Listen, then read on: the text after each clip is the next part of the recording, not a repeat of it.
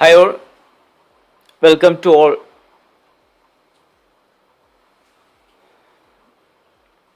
Today this will be the last session of our French Revolution. Here we will be revising the whole chapter for the last time.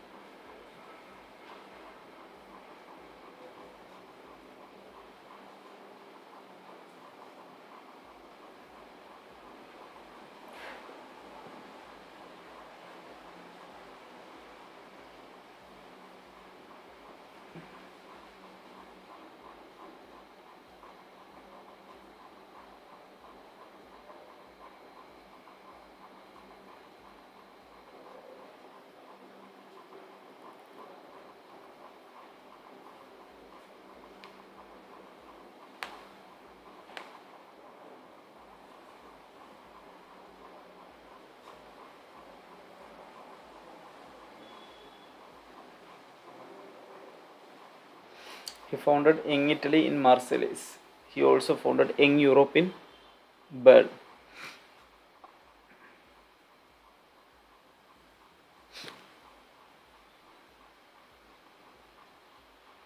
He opposed to monarchy and supported democracy. His ideas inspired nationalist movements across Europe and contributed to the unification of Italy.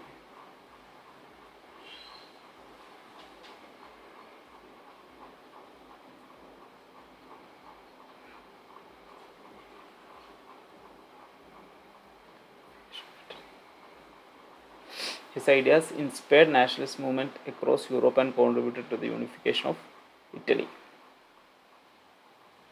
So Giuseppe Mazzini, you have to recollect the 10 points without looking into the screen. First one, he led for Italian unification. He was from Italy. He was born in 1804 in Genova. In 1831, he was sent to exile for participating a revolutionary in Liguria. He also was a member of the secret society Carbonari. At the age of 26, he was exiled.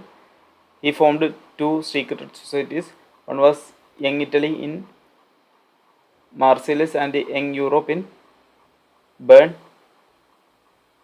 He believed God has intended the nation to be the natural units of mankind. He brought for democratic republic of. He wanted Italy to be united as a democratic republic.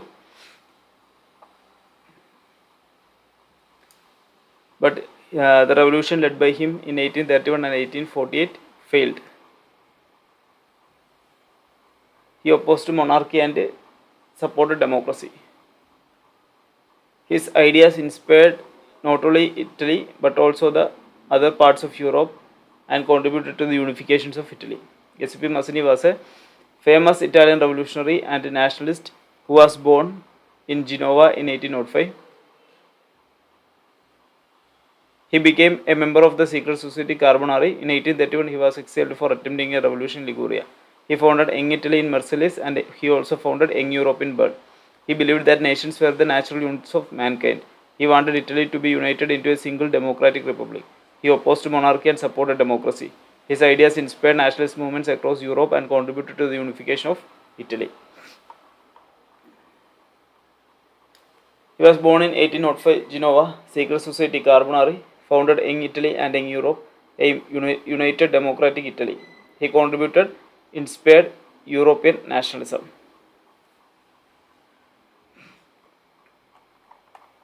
Second one is Cavour. The points that come to my mind when I heard about Cavour are: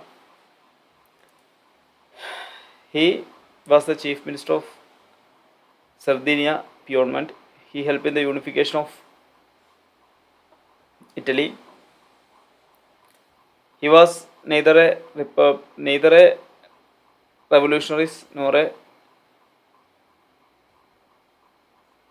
democratic.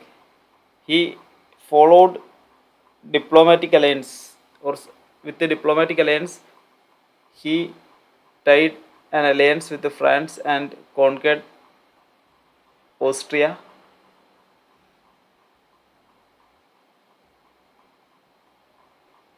So he also joined northern Italy to Sardinia Piedmont. He supported the king of Sardinia Piedmont, Victor Emmanuel II. He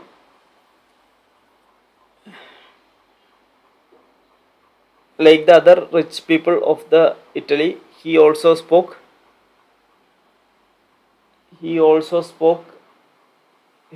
French rather than Italy.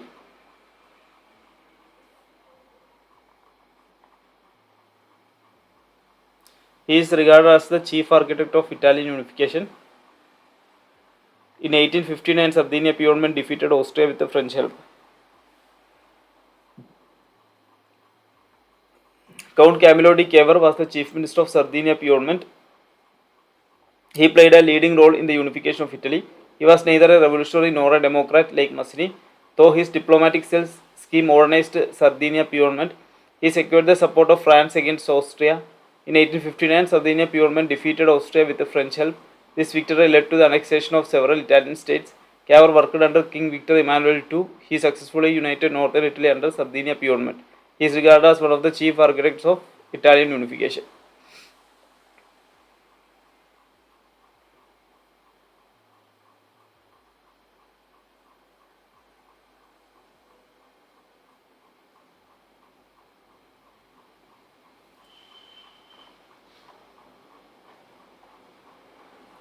Chief Minister of Sardinia Piedmont, Victor Emmanuel II, Diplomacy and Alliances, France, architect of Italian unification.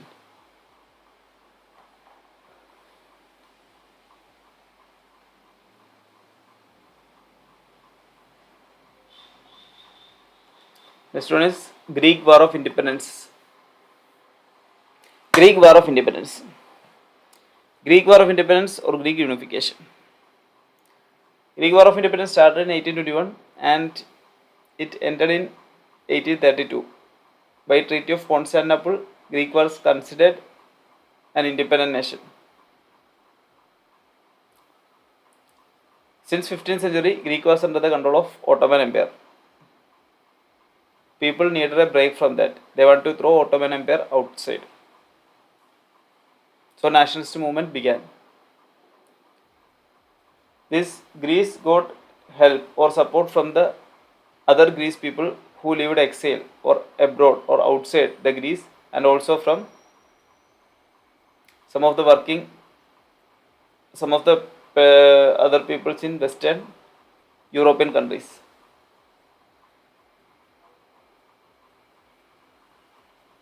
Many of the other European countries also supported Greece in this process because they were admired by the Greek culture.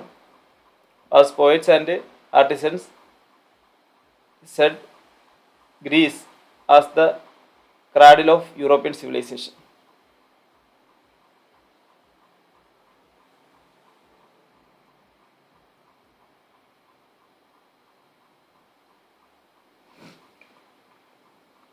There is a poet, Lord Byron, who was from England, who supported or fought in the Greece War of Independence. But in 1824, he bought means he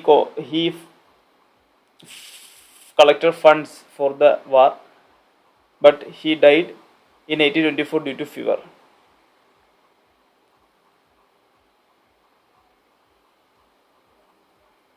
Greece has been a part of the Ottoman Empire since the 15th century. The struggle for Greek independence began in 1821. It was inspired by the growth of nationalism in Europe. Greeks living in exile and many West Europeans supported the movement. European poets and artists praised Greece as the cradle of European civilization. Lord Byron, the English poet, collected funds and fought for the Greek cause. Lord Byron died of fever in 1824 during the war. The struggle continued for several years against Ottoman rule. The Treaty of Constantinople, 1832, recognized Greece as an independent nation. The Greek War of Independence became an important example of successful nationalist movement in Europe.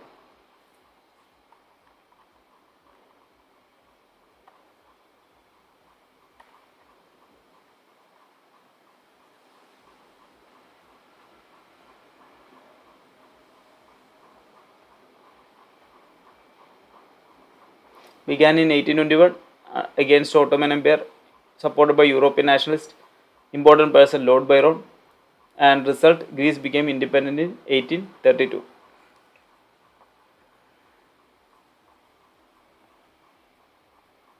Frankfurt Parliament.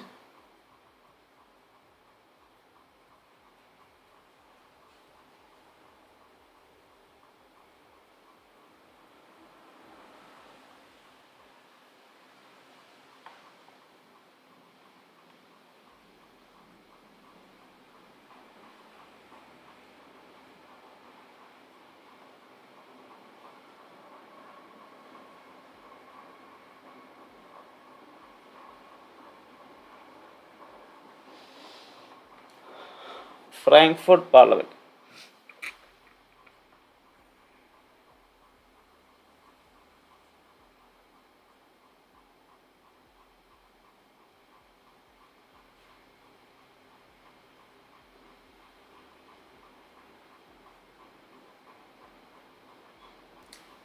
Frankfurt Parliament. Frankfurt Parliament. The Frankfurt Parliament was conducted on 18 January 1848 in St. Paul Church in Frankfurt. It was attended by 831 elected representatives of the German states. They were mainly middle class professionals, businessmen, and prosperous artisans. Their aim was to unite the German states into a nation state. The parliament drafted a constitution for united Germany. It proposed a constitutional monarchy with a parliament. The crown was offered to Frederick Wilhelm IV of Prussia. He rejected the crown and opposed to the electoral assembly. The parliament lost the support of workers and artisans. Eventually, troops were called in the Frankfurt parliament and was forced to disband.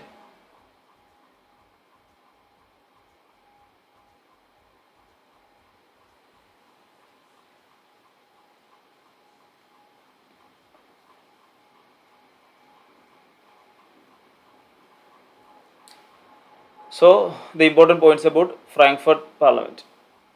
The Frankfurt Parliament was conducted in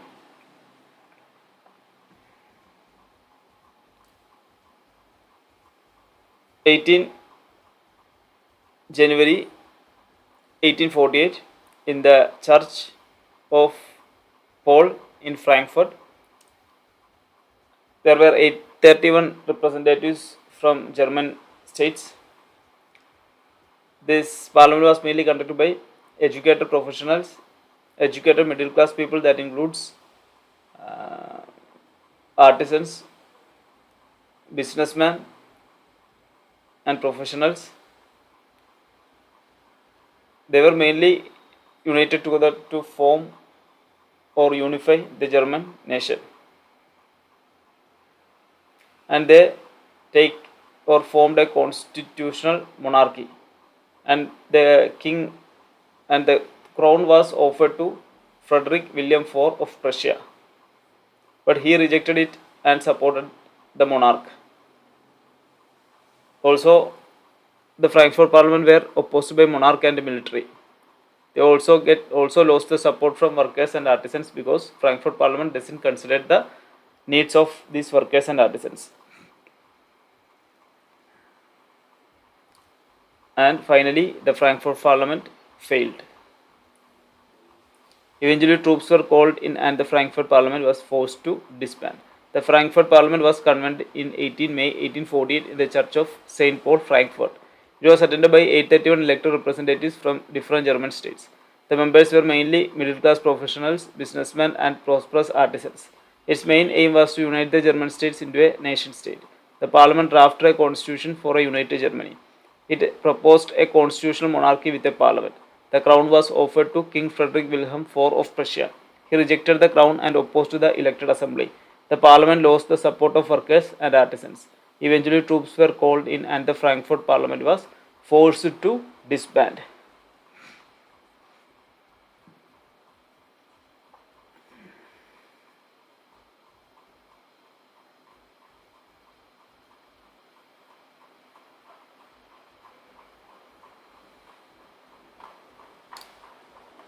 Super short revision.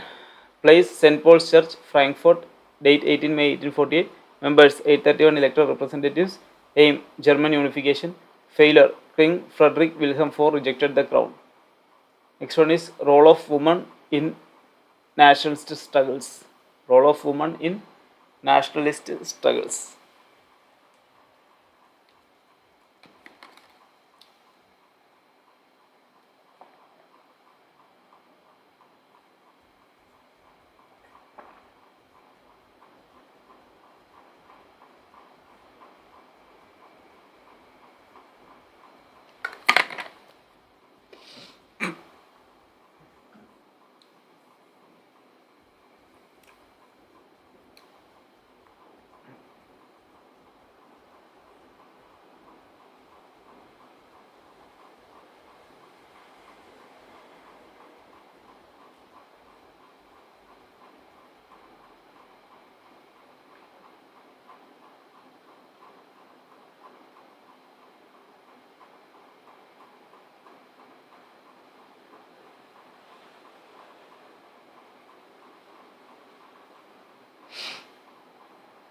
Women participated actively in liberal and nationalist movements.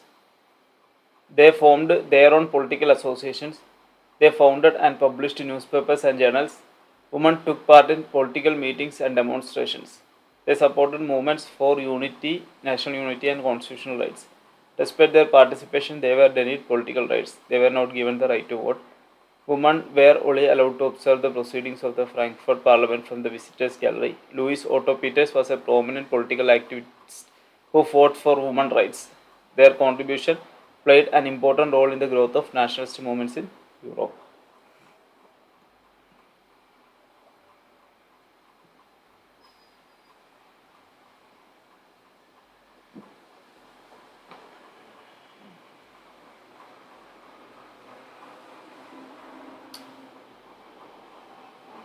Women participated in liberal and nationalist movements. They formed political associations. They founded and published newspapers and journals. So they take part in liberal movements and nationalist movements. They founded newspapers and journals. They formed political associations. Women took part in political meetings and demonstrations. They formed a political association and also they take part in political meetings and demonstrations. They supported movements for national unity and constitutional rights.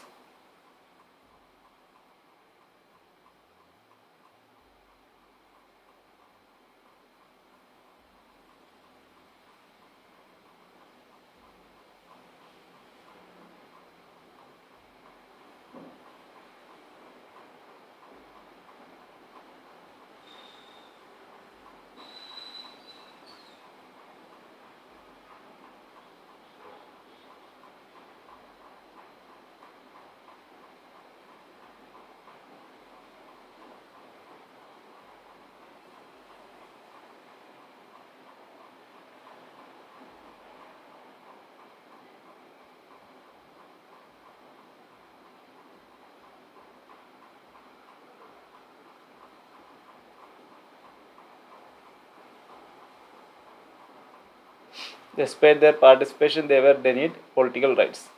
They were not given the right to vote.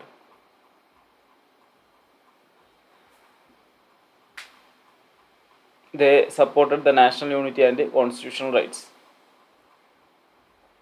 Women were allowed only to observe the proceedings of Frankfurt Parliament from the visitors' gallery. Louis Otto Peters was a prominent political activist who fought for women's rights. Their contribution played an important role in the growth of nationalist movements in Europe.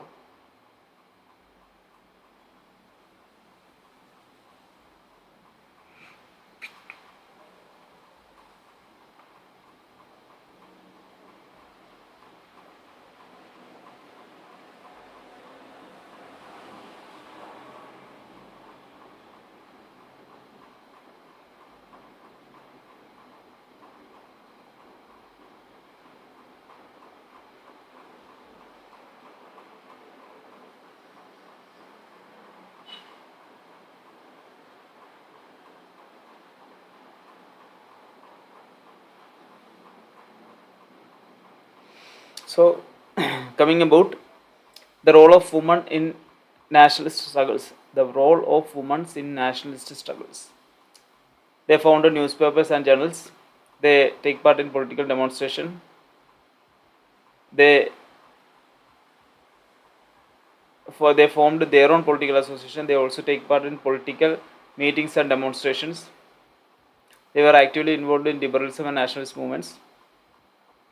They supported the national unity and constitutional rights, but still they were denied political rights. They were not given right to vote.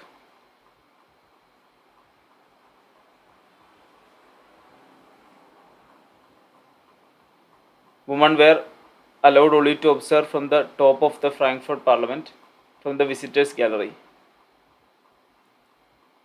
Louis Otto Peters was a prominent political activist who fought for women's rights. What was his name? Louis Otto Peters.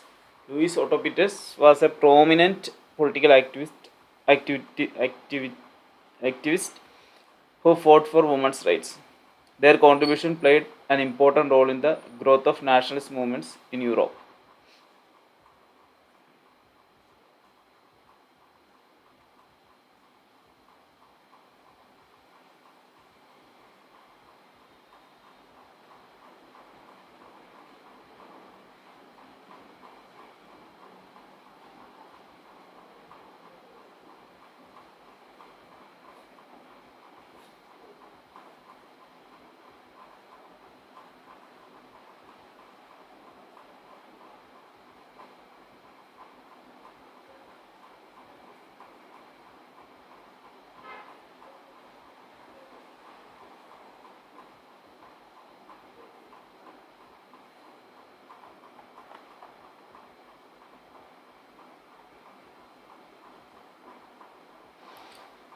So, short revision: formed a political association, published newspapers, participated in meetings and demonstrations, denied voting rights. Louis Otto Peters was a leading women's rights activist.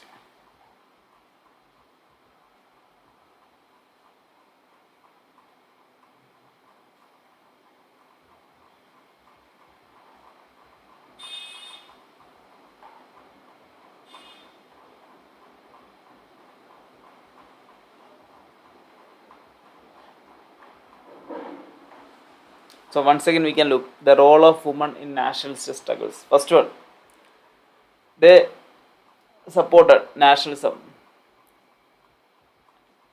and liberalism. They were actively involved in liberalism and nationalist movements. They founded newspapers, journals. They founded their own political associations. They take part in political associations, political demonstration, and political meetings and demonstrations. They supported constitution and nationalism, national unity and constitutional. Still also they were denied of political rights. They were not given the right to vote. They were only allowed to watch in the Frankfurt Parliament. Also, they were only allowed to watch the meeting from the balcony, from the visitors' gallery. Louis Otto Peters was a prominent activist who fought for women's rights. Their contribution played a major role in the growth of nationalism in Europe. So women participated actively in liberal nationalist movements. They formed their own political associations. They founded and published newspapers and journals. Women took part in political meetings and demonstrations. They supported movements for national unity and constitutional rights. Despite their participation, they were denied political rights. They were not given the right to vote. Women were allowed to observe the proceedings of the Frankfurt Parliament from the visitors' gallery. Louis Otto Peters was a dominant political activist who fought for women's rights. Their contribution played an important role in the growth of nationalist movements in Europe. Formed political associations, published newspapers, participated in meetings and demonstrations. They need voting rights. Louis Otto Peters was a leading women's rights activist. What steps did the French revolutionaries take to create a sense of collective identity among the French people?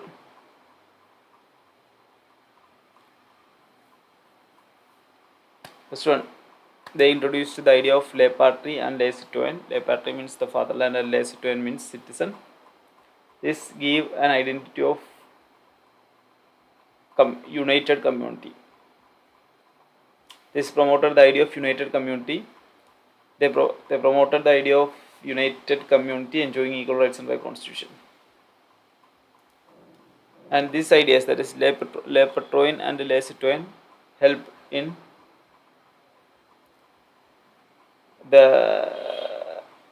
helped in giving the idea of a united community enjoying equal rights under the constitution. They adopted a tricolor flag instead of the royal flag. The States General was elected and named as National Assembly. New hymns were created, oaths were taken, and martyrs were commemorated in the name of national unification. A centralized administrative system was developed. It produced uniform laws.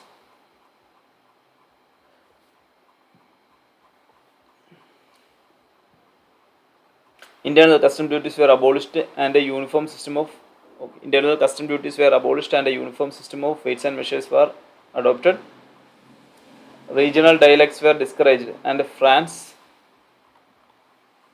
regional dialects or regional languages were discouraged, and the French spoken in Paris became the national language.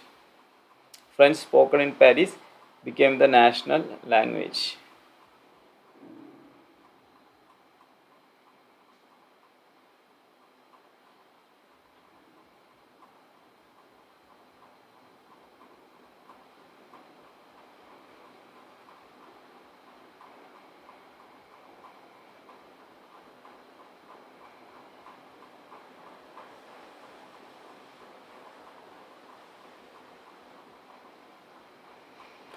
So, what are the steps taken by French revolutionaries to create a sense of collective identity among the French people?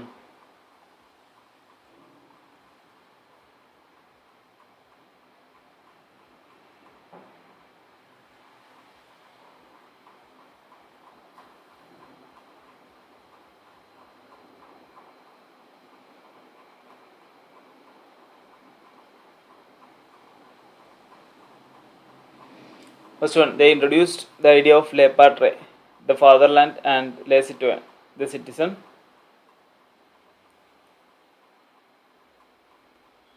And second, these ideas helped in creating the unity of a nation by providing equality for all under the constitution. Third, new hymns were created, oaths were taken, and martyrs were commemorated in the name of nation. A tricolor flag was adopted instead of royal flag.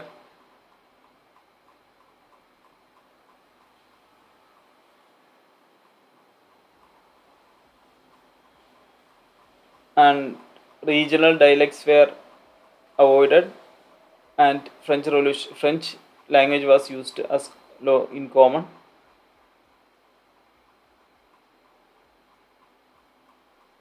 A state general were renamed under the name of National Assembly. A centralized administrative system was developed that created uniform laws.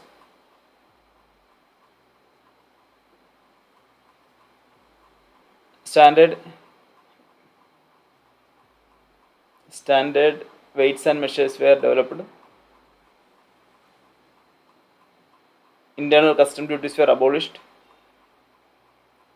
and uniform weights and measures were adopted. Regional dialects were discouraged and French was taken in Paris became the national language. They promoted the ideas of la patria, fatherland, and le citoyen, citizen. They promoted the idea of a nation. They promoted the idea of a united community enjoying equal rights under the constitution. They adopted the tricolor flag to replace the royal standard. The States General was elected and renamed the National Assembly. New hymns were composed and oaths were taken in the name of nation. Martyrs were commemorated as national heroes. A centralized administrative system was established. Uniform laws were introduced for all citizens. Internal custom duties were abolished and a uniform system of weights and measures was adopted. Regional dialects were discouraged and French spoken in Paris became the national language.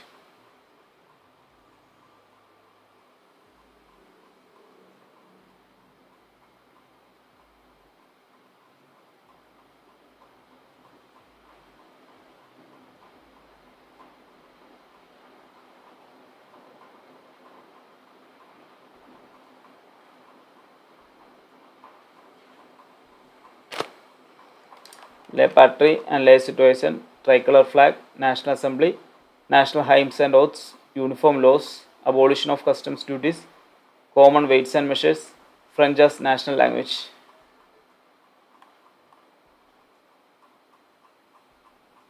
Who were Marianne and Germania? What was the importance of the way in which they were portrayed?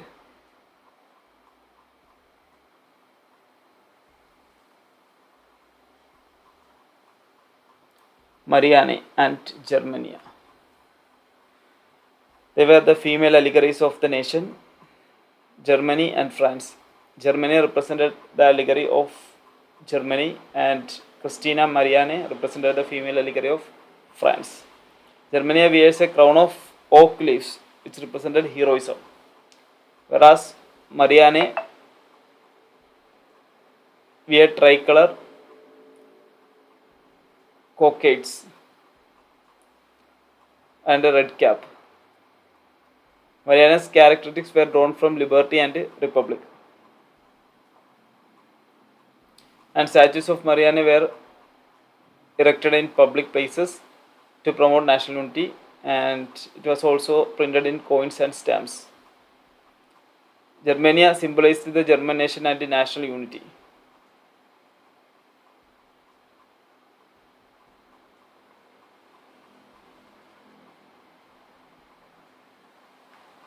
Germania symbolized the German nation and the national unity. Germania was shown wearing a crown of oak leaves symbolizing heroism.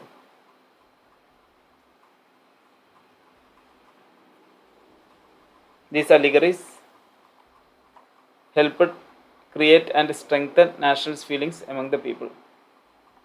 Artists personified nations as female figures to give a concrete form to the abstract idea of nation. So artists personified these nations as female figures to give a concrete form to the abstract idea of nation.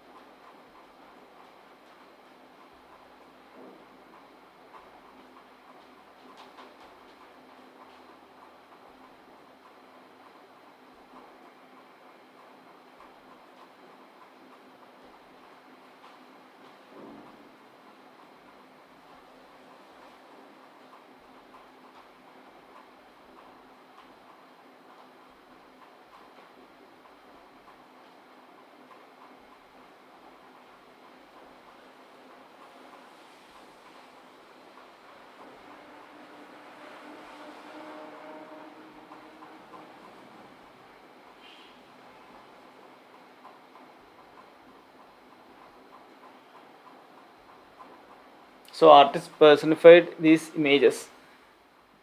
Artists personified nations as female figures to concrete the abstract idea of a nation. Mariana's characteristics were drawn from liberty and the republic. She was represented with the red cap, tricolor, and a cockade. Statues of Mariana were erected in public places to promote national unity. Her images were printed on coins and stamps. Germany symbolized the German nation and national unity. Germany was shown wearing a crown of oak leaves symbolizing heroism. These allegories helped create and strengthen nationalist feelings among the people.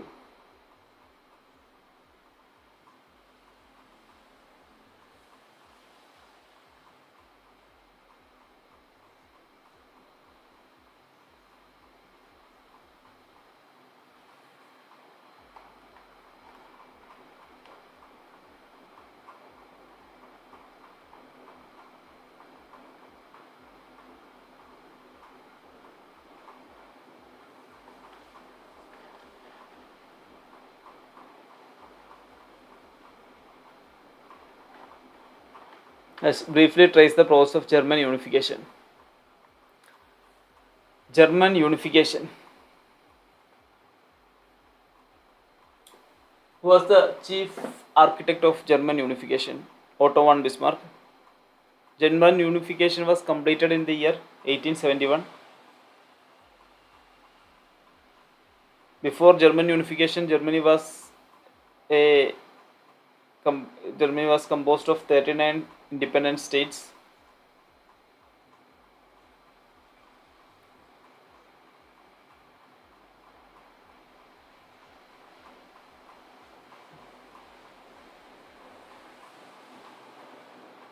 Nationalist feelings were widespread among the middle class Germans. In 1848, they tried to unite the German state through Frankfurt Parliament. This attempt failed because it was supposed to be monarchy and military. So nationalist feelings were widespread among middle class people of Germany. In 1848, they united in Frankfurt Parliament to provide unification to the Germany. This parliament was failed due to opposition from monarch and military. Also, workers and artisans not supported this parliament. After this, Prussia took the leadership of the unification movement. After the failure of Frankfurt Parliament, the Prussia took the responsibility of unification of Germany. Otto von Bismarck, the chief minister of Prussia, became the architect of German unification. Bismarck used the policy blood and iron, and he fought three wars that were against Denmark, Austria, and France. Prussia won all three wars and united German states. In January 1871, William I was proclaimed German emperor at Versailles. Thus, Germany was unified under the leadership of Prussia.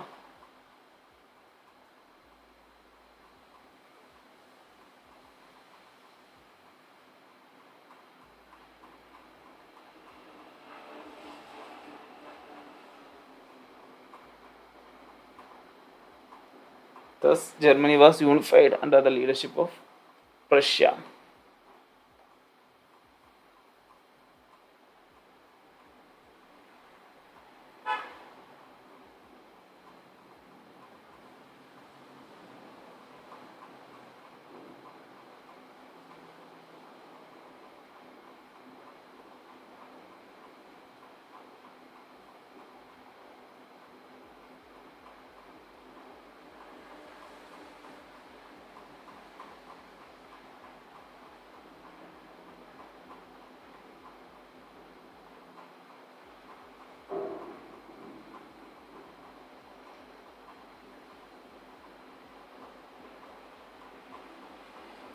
So, the process of German unification. The process of German unification.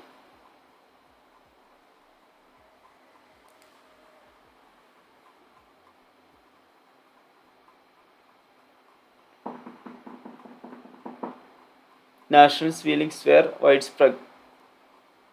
The nationalist feelings were widespread among the middle class people of the Germany, and these middle class people, or educated middle class people, formed a parliament in Frankfurt speaking about the unification of Germany. But this Frankfurt parliament failed due to opposition from monarchy and army. Then Prussia took over the responsibility of German unification. Otto von Bismarck was the chief minister of Prussia. He was called as the chief architect of German unification. He used the policy blood and iron, through which he led wars against Denmark, Austria and France, and won all three wars. After the fight with France and winning over France in 1871, Germany was considered as a unified nation. In 18 January 1871, at the Hall of Mirror Palace of Versailles, Germany was proclaimed as a unified country. And in 1871, William I was the first king of German unification. Thus, Germany was unified under the leadership of Prussia.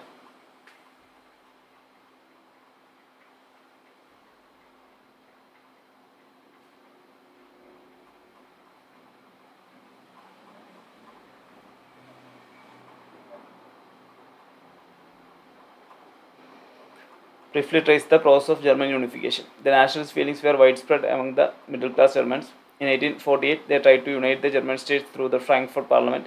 This attempt failed because it was opposed by the monarchy and military.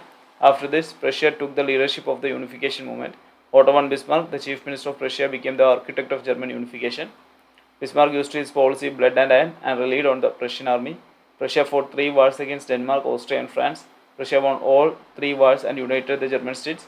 In January 1871, William I was proclaimed German Emperor at Versailles. Thus, Germany was unified under the leadership of Prussia. In 1848, Frankfurt Parliament failed. Prussia led unification. Otto von Bismarck was the architect. Wars against Denmark, Austria and France happened. In 1871, William I became the German Emperor. Germany unified under Prussia. What changes did Napoleon introduce to make the administrative system more efficient in the territories ruled by him? He introduced the Napoleonic Code 1804. It was also known as Civil Code of 1804. It abolished the feudalism and freed the peasants from serfdom and manual dues. They abolished the rights by birth. They introduced right to equality, and it said that all are equal before the eyes of law. They also secured the right to property. Internal custom duties were abolished, and free movement of goods, people and capital was allowed. Unified currency, a common currency and unified system and unified weights and measures were allowed.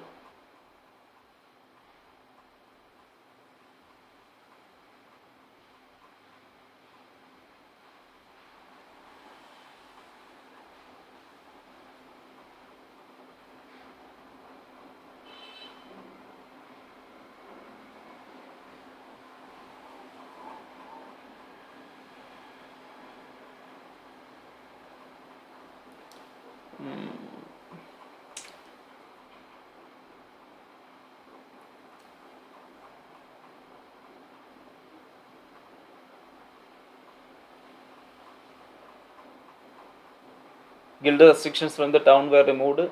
Centralized administrative system was developed. Uniform laws were developed. Transport and communication were improved. So Napoleon introduced the Civil Code of 1804, also known as Napoleonic Code. This code abolished all privileges based on birth. It established equality before law. It secured right to property. He simplified administrative divisions in the territories under his rule control. He abolished the feudal system. The peasants were freed from serfdom and manorial dues. Guild restrictions in towns were removed. Transport and communication systems were improved. Uniform laws, standardized weights and measures, and a common currency helped trade and economic growth. Napoleonic Code was introduced in 1804. Equality before law, right to property, end of feudalism, end of serfdom, removal of guild restrictions, improved transport and communication, uniform laws, and common currency.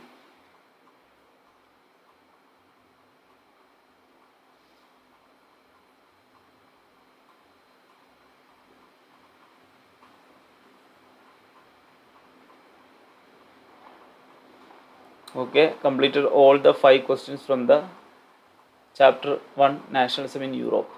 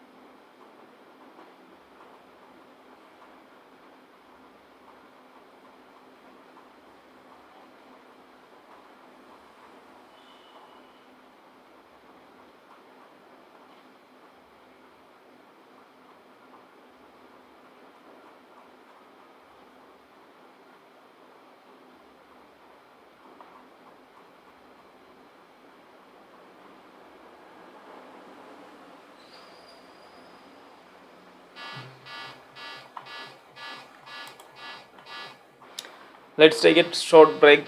Yes.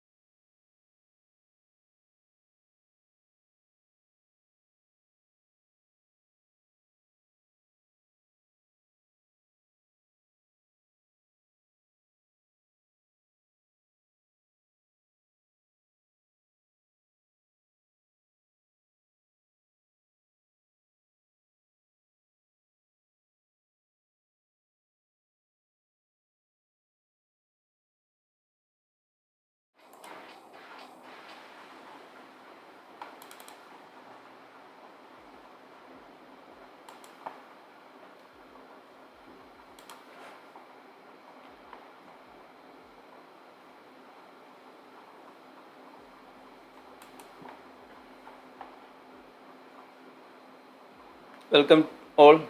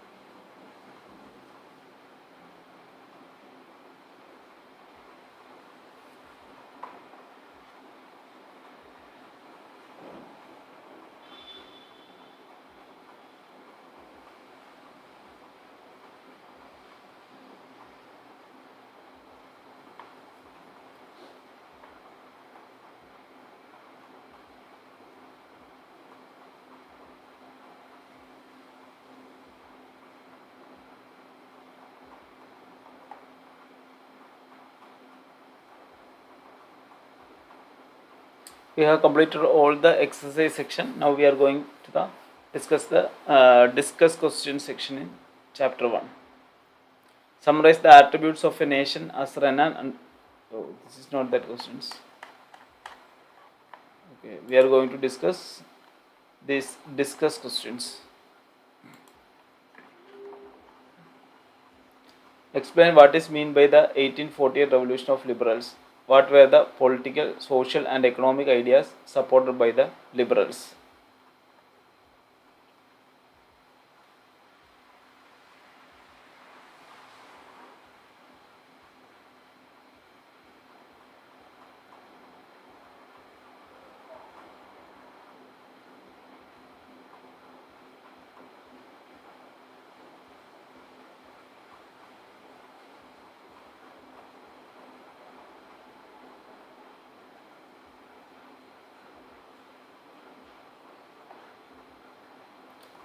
1848 Revolution of Liberals.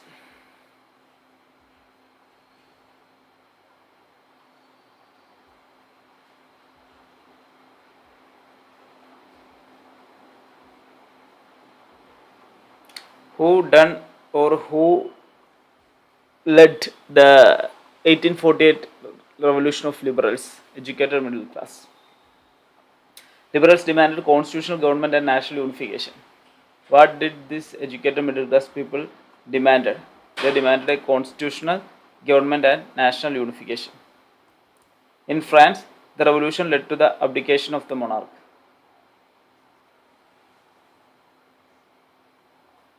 In France, the revolution led to the abdication of monarch. That is, the monarch was removed or was lost to power.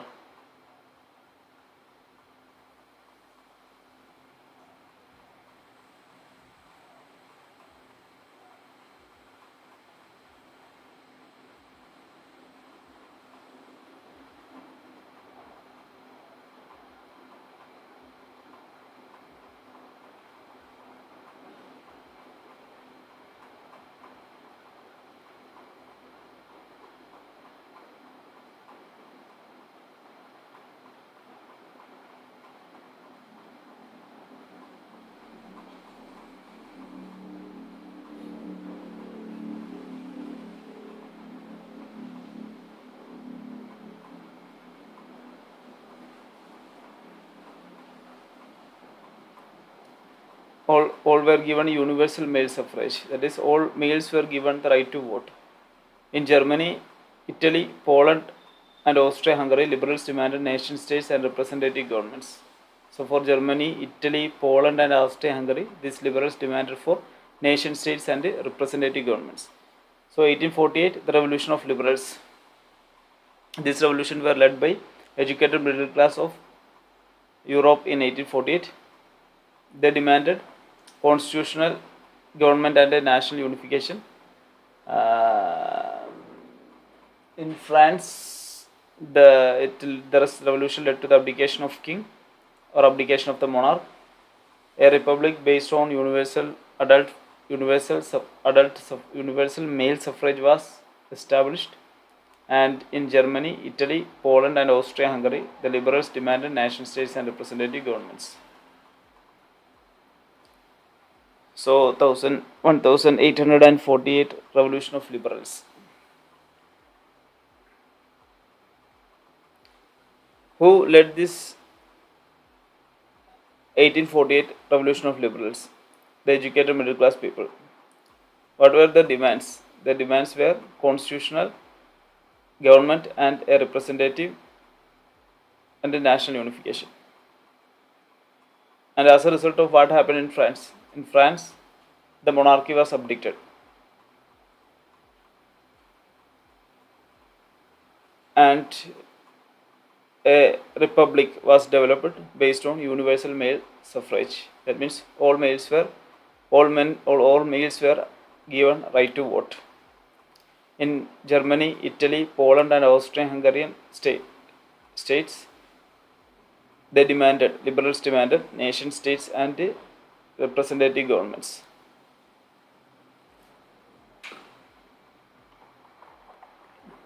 And political ideas. They needed a government by consent of the people. They needed a constitution and representative government, freedom of press, freedom of association, end of autocracy and clerical privileges. So what was the political ideas they needed? They needed freedom of press, freedom of association, a constitutional government and a representative government, constitution and representative government, government by consent of the people, also end of autocracy and political privileges. So in political aspects, the 1848 revolutionaries or educated middle class people needed freedom of press, freedom of association, a constitution and representative government, a government by the consent of people, and the end of aristocracy and clerical privileges, end of autocracy and clerical privileges. And in social ideas, they wanted equality before law, abolition of privileges based on birth, promotion of national unity, equal rights for citizens. However, women were still denied political rights. And social ideas, they required equality before law, equal rights for citizen, equality before law, equal rights for citizen, universal laws, and promotion of national unity and abolition of privileges based on birth, but women were still denied political rights. Women were still not given political rights.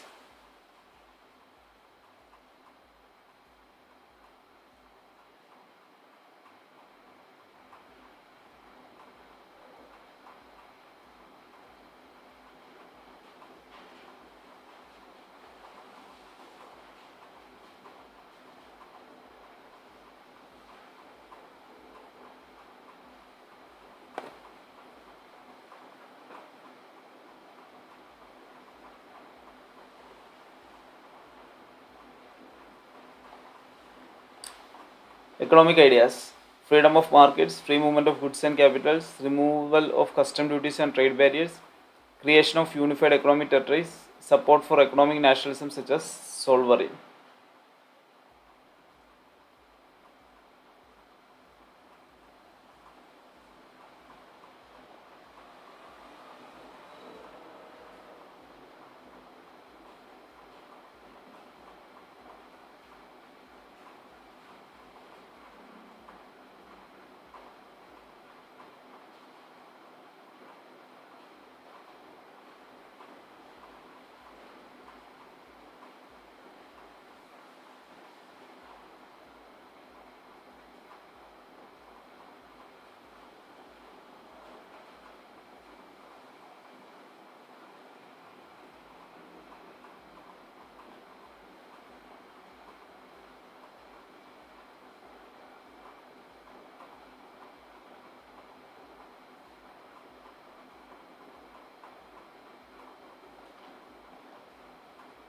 So, what were the economic ideas?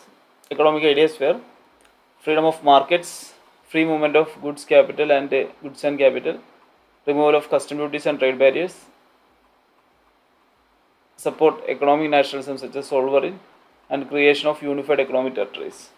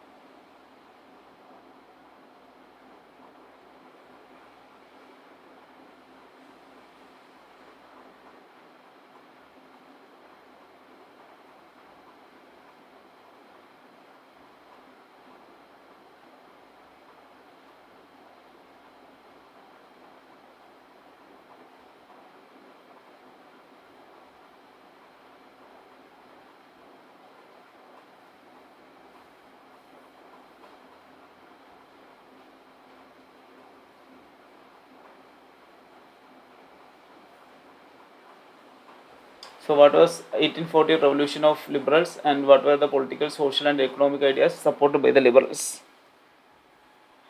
1840 revolution of liberals. It was led by educated middle class people of the Europe in 1848.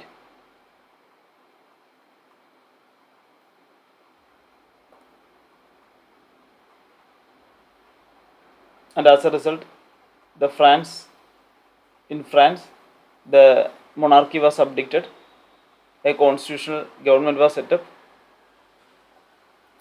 a constitutional government under the universal male suffrage was adopted, but women were still not given the right to vote or were neglected from the political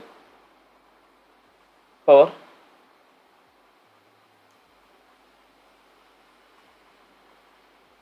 They demanded constitutional government and national unification. In Germany, Italy, Poland and Austria-Hungary, liberals demanded nation states and representative governments.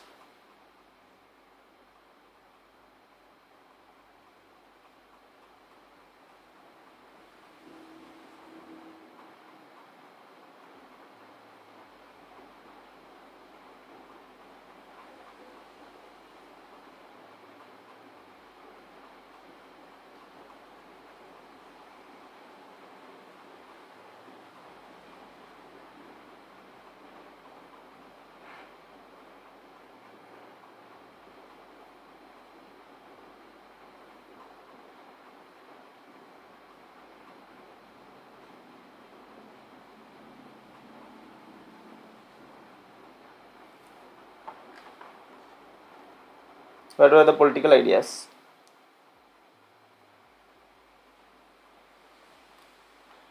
The government by consent of the people, constitution and representative government, freedom of the press, freedom of the association,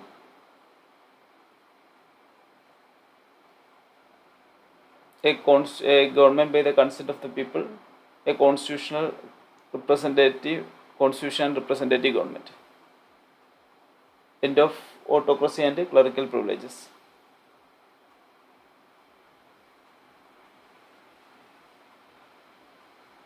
End of autocracy and clerical privileges. And social ideas that includes equality before law, abolition of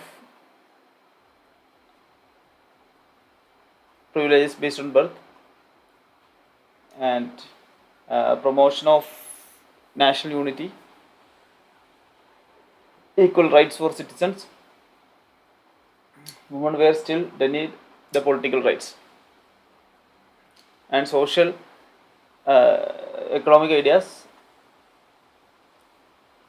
free movement of goods and services were provided, freedom in trade, freedom of markets, removal of custom barriers and custom duties and trade barriers, creation of unified economic territories, sovereign was developed, support for economic nationalism such as the sovereign, creation of unified economic territories, also support to economic nationalism by providing sovereign like customs unions. Choose 3 examples to show the contribution of culture to the growth of nationalism in Europe. The 3 examples includes Romanticism, folk traditions and language, Poland's language and music.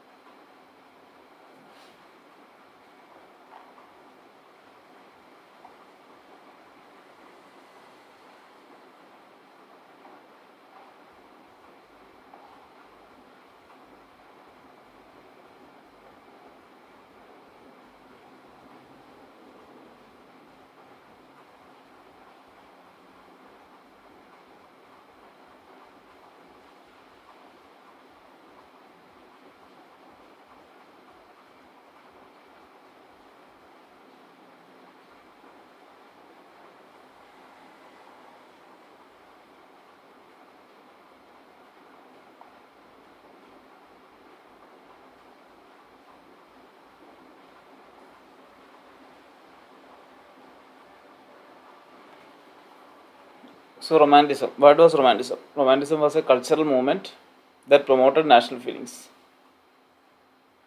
Romantic artists and poets glorified emotions, folk traditions, and national heritage.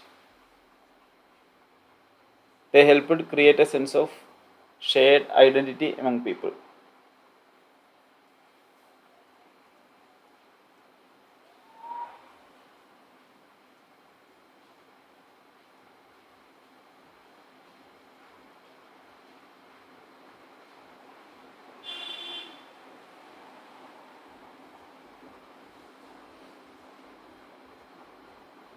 Romantic artists and poets glorified emotions, folk traditions, and national heritage. So, romantic artists and poets, they glorified emotions, folk traditions, and national heritage.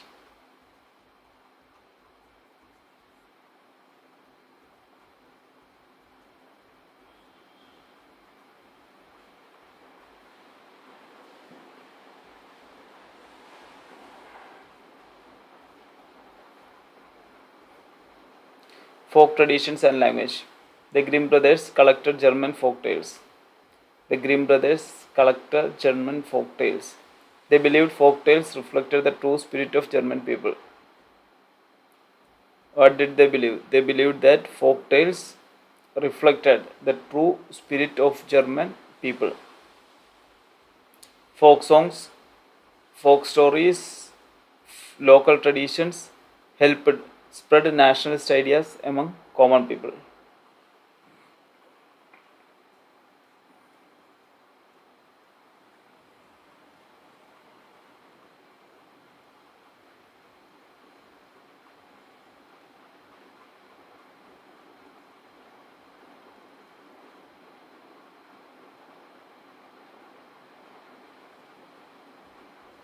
Poland's language and music. In Poland, national feelings were kept alive through language and music. So, what was in case of Poland? In Poland, the national feelings were kept alive through language and music. Karol Kurpinski celebrated the national struggle through operas and music. So, Karol Kurpinski celebrated the national struggle through operas and music. Folk dances such as the Polonaise and Mazurka became symbols of nationalism. The Polish language became a symbol of resistance against Russian domination.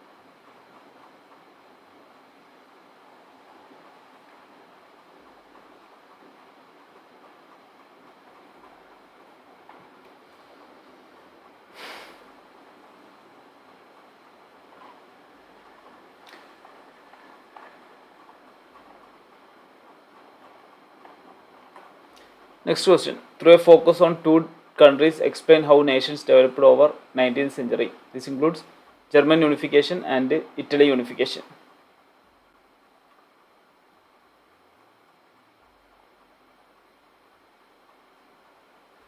German unification. While considering about this unification, German unification, who was considered as the architect of German unification? Otto von Bismarck. Who was Otto von Bismarck? He was the Chief Minister of Prussia.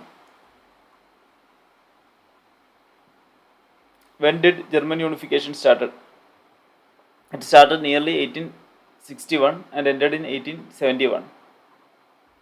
Before unification, Germany consisted of 39 states. In 1814, middle-class Germans tried to unite these states through Frankfurt Parliament, but the attempt failed due to opposition from the monarchy and military.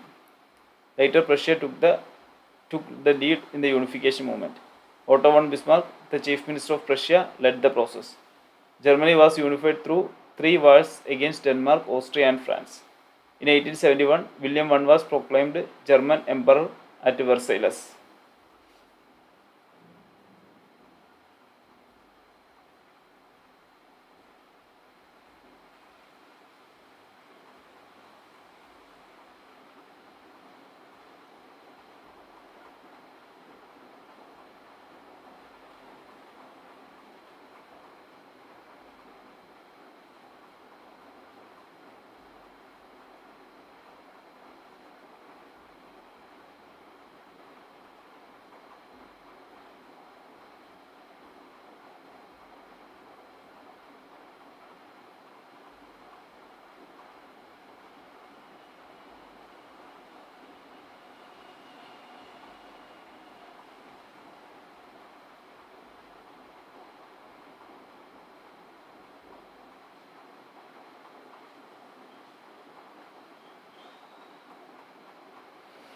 So, before unification, the Germany consists of 39 independent states.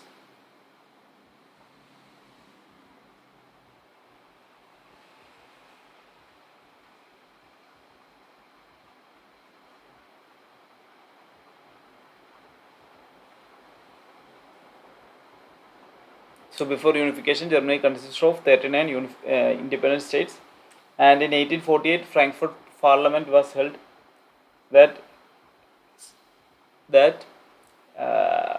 tried for German unification, but it failed due to opposition from monarchy and the army.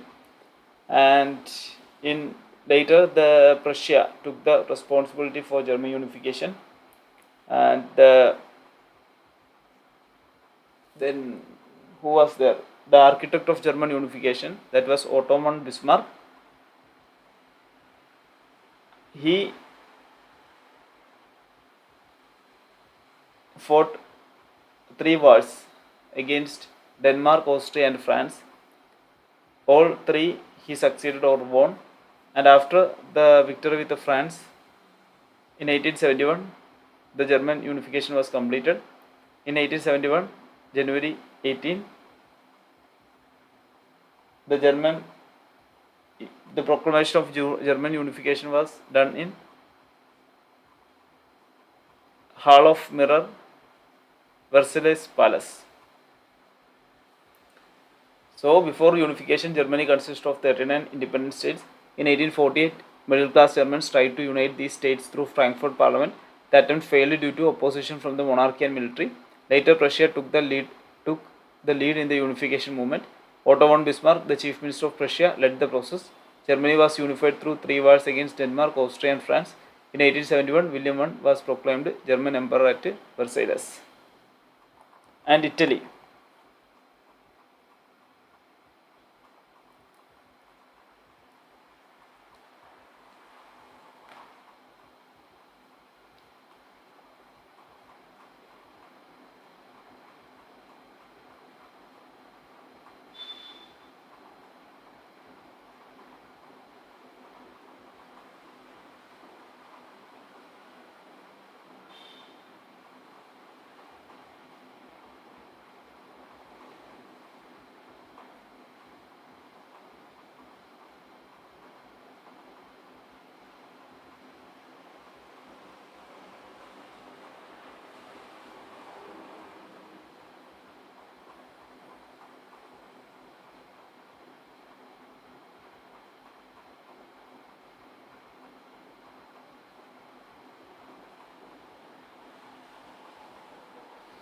Italy was divided into several states and kingdoms.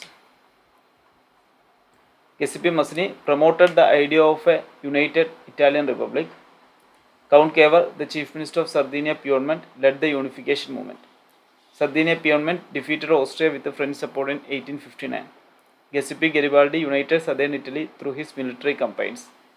In 1861, Victor Emmanuel II became the king of United Italy. In 1870, Italy was largely unified as a nation state.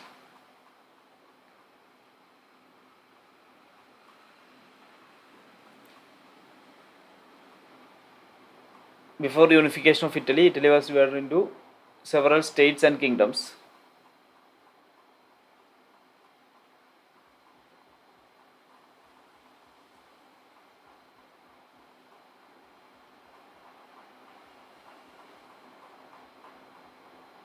Giuseppe Mazzini promoted the idea of unified Italian republic, and he also found Young Italy and Young Europe. And after following him, Count Camillo Cavour, who was the chief minister of Sardinia Piedmont, led the unification movement. He was neither a revolutionary nor a democrat. Through his diplomatic alliance with France, he fought war against Austria, and he tied many northern Italian parts to the Sardinia Piedmont. He supported the king of Prussia, that is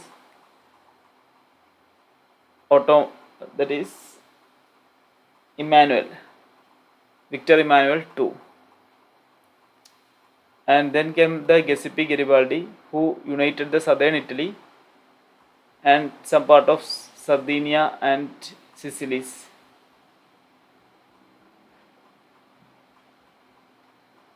And he followed military campaigns. In 1861, Victor Emmanuel II became the king of United Italy, and in 1870,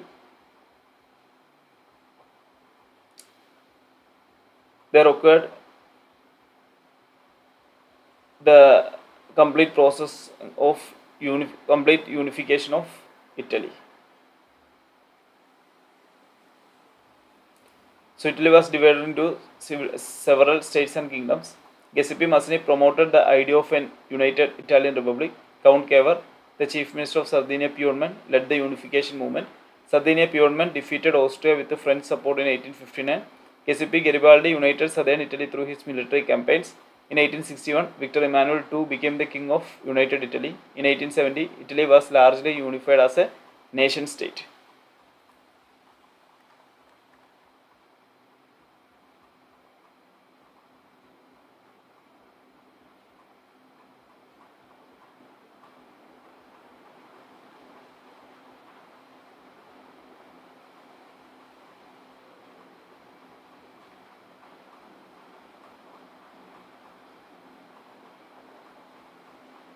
Germany, Bismarck plus Prussia plus 3 wars plus William I in 1871, and in Italy, Mazzini, Cavour, Garibaldi plus Victor Emmanuel II in 1870.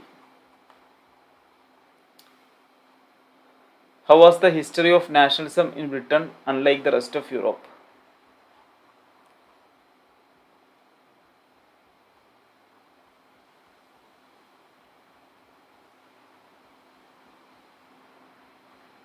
So in Britain, the nationalism was not formed, or nationalism was not a sudden movement. It was formed gradually over a long period of time. Before the 18th century, this Britain was British nation. There was no British nation. There was only England, Scotland, Welsh, and Irish.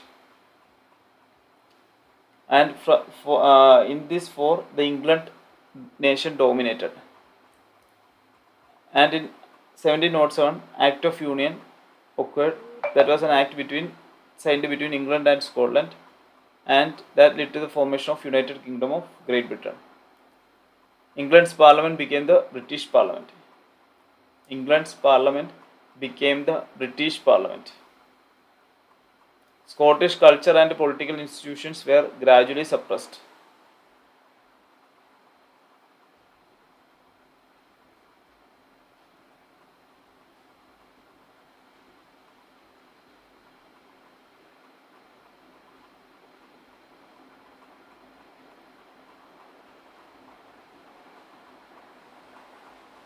England's parliament became the British parliament, and Scottish culture and political institutions were gradually suppressed, and Ireland was forcibly incorporated into the United Kingdom in 1801.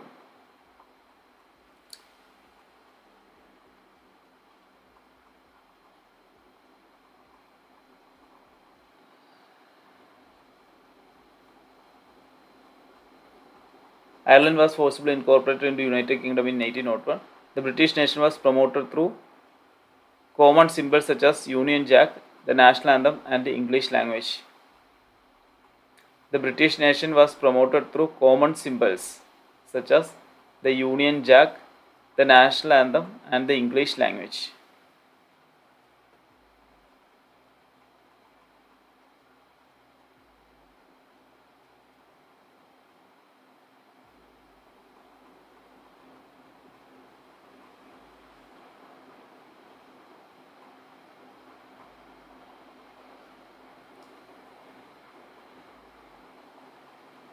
Thus, unlike Germany and Italy, Britain became a nation through parliamentary action and political integration rather than revolutionary movements.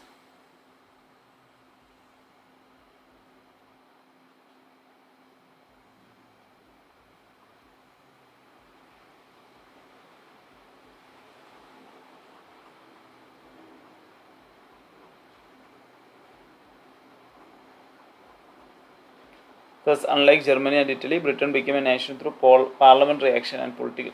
So, uh, in Germany and Italy, it was mainly through wars and revolts, but in Britain, it was through parliamentary action and political integration rather than revolutionary movements.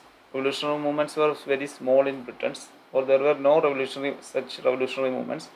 The unification of Britain was mainly done through parliamentary action and political integration.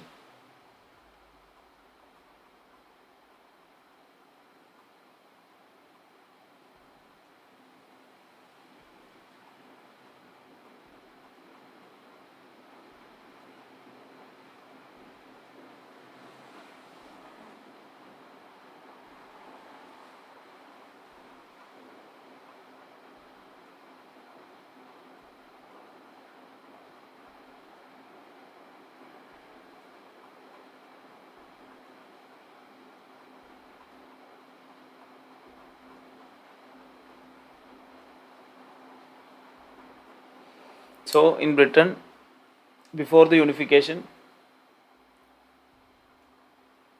in Britain, the nationalism was not a result of sudden revolution. It was a long and gradual process. Before 18th century, there were only four nations, that were England, Scotland, Welsh, and Irish. And England dominated all these four nations. And in 1707, there was an act developed between England and Scotland that led to the formation of United Kingdom of Great Britain. The English Parliament dominated the British Parliament, and Scottish language and political institutions were suppressed by the English. Ireland was forcibly joined to the Britain in 1801. The British nation promoted the identities such as Union Jack, national anthem, and English language.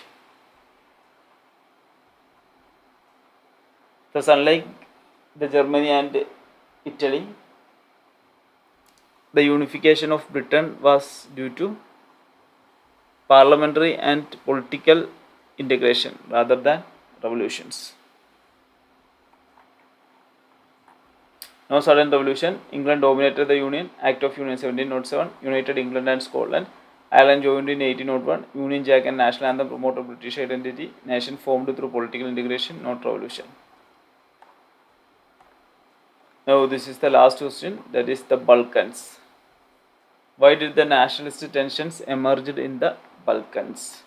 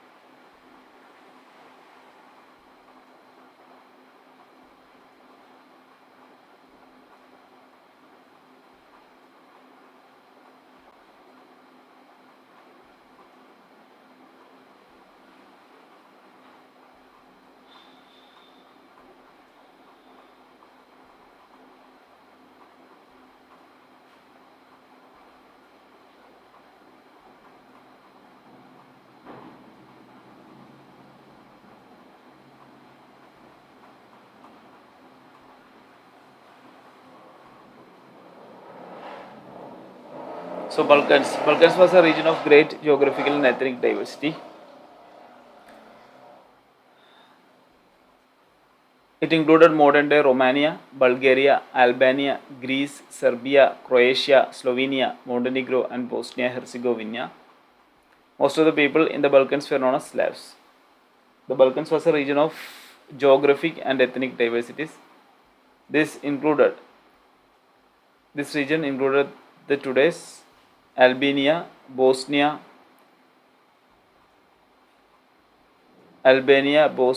Bulgaria, Croatia, Greece, Montenegro, Slovenia, Serbia, etc. The people living in Balkans were known as Slavs. Large part of the Balkans was under the control of Ottoman Empire.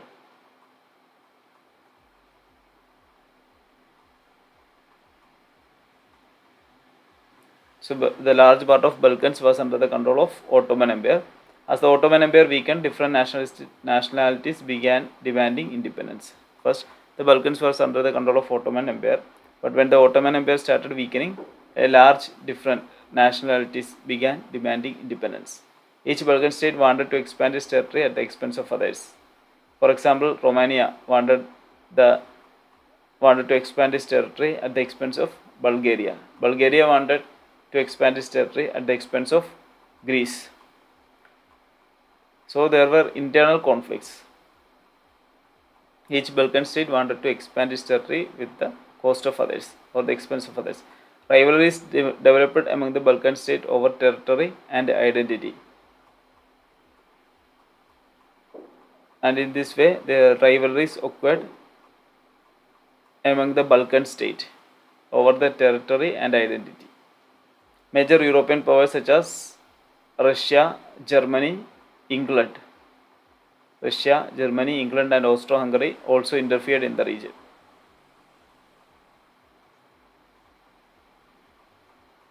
These powers supported different nationalist groups to increase their own influence, and these large or major powers like Russia, Germany, England, Austro-Hungary, they fought between these states for conquering Balkan.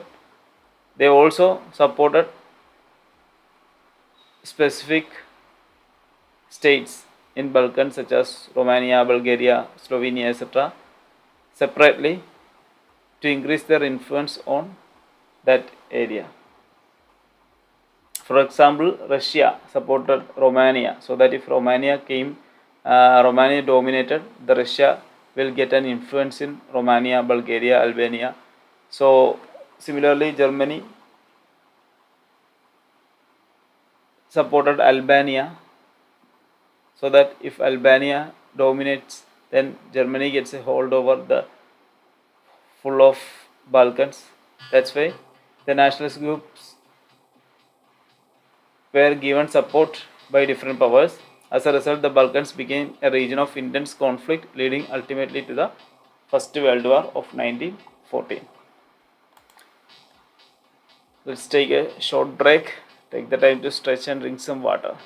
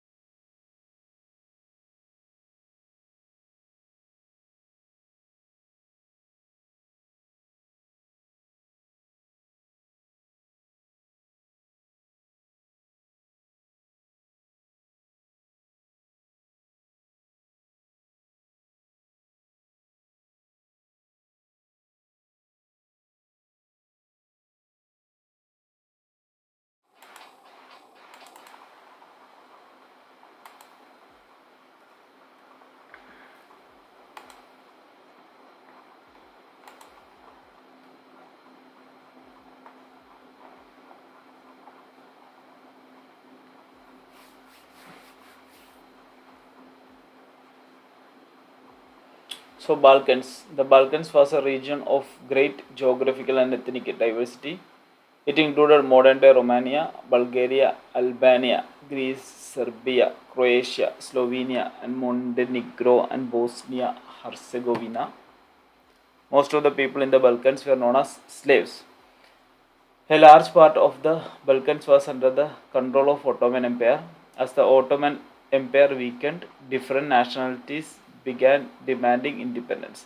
Each Balkan state wanted to expand its territory at the expense of others. Rivalries developed among the Balkan states over territory and identity. Major European powers such as Russia, Germany, England, and Austro-Hungary also interfered in the region. These powers supported different nationalist groups to increase their own influence. As a result, the Balkans became a region of intense conflict, leading ultimately to the First World War.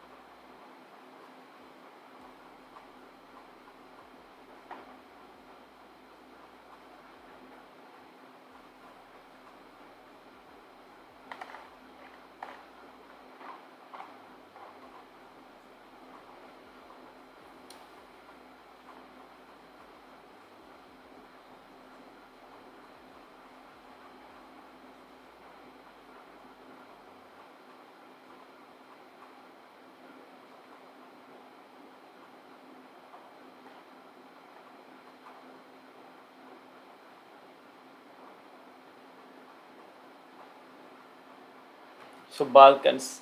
Balkans was a region of large ethnic and geographical diversities. Which areas does this Balkans contains? Albania, Bosnia, Croatia, Greece, Serbia, Slovenia, Romania, Albania, Bosnia, Bulgaria, Romania, Greece, Serbia, Croatia, Slovenia, and Montenegro. Balkans. The native people living in Balkans were known as slaves. They were both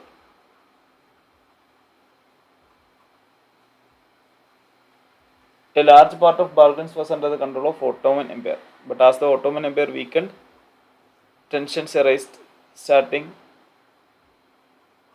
different nationalities began demanding independence.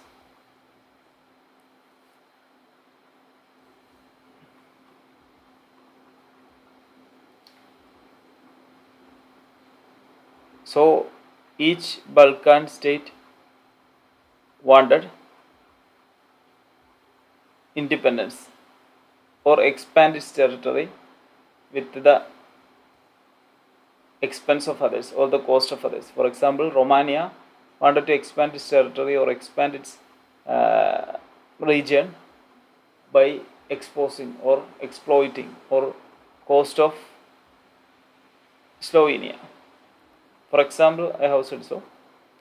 Similarly, different nation in the Balkans started expanding its area or region with the cost of others. This is called internal tension, internal conflicts within the Balkans.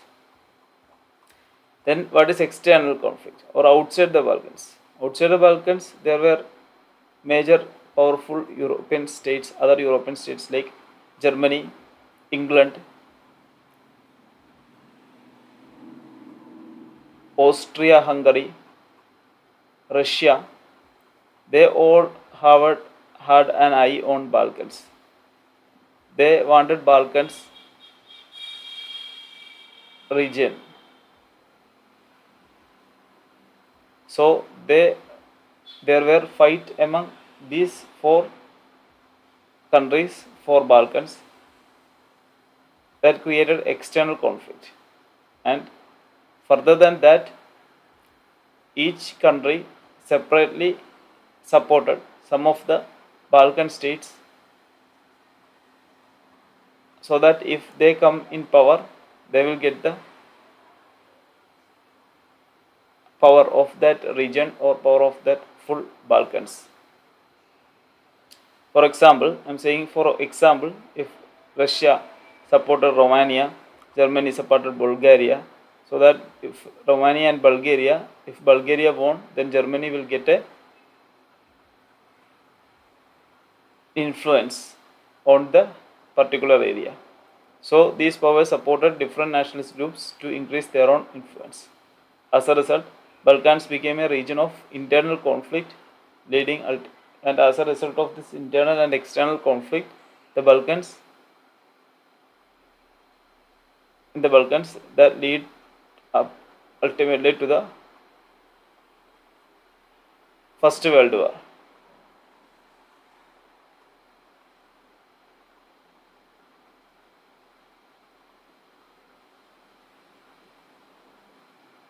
The Balkans was a region of great geographical and ethnic diversity. It included modern-day Romania, Bulgaria, Albania, Greece, Serbia, Croatia, Slovenia, Montenegro, and Bosnia-Herzegovina. Most of the people in the Balkans were known as slaves. A large part of the Balkans was under the control of Ottoman Empire. As the Ottoman Empire weakened, the different nationalities began demanding independence.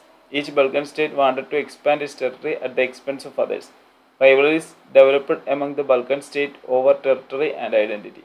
Major European powers such as Russia, Germany, England, and Austro-Hungary also interfered in the region. These powers supported different nationalist groups to increase their own influence. As a result, the Balkans became a region of intense conflict, leading ultimately to the First World War.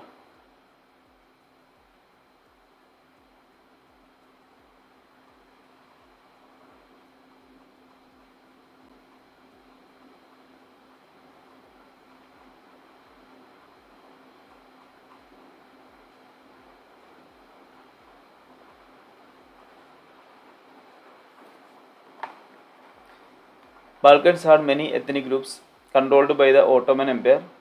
Nationalities demanded independence. Balkan states fought over territory. European powers interfered. Nationalist tension led to the First World War.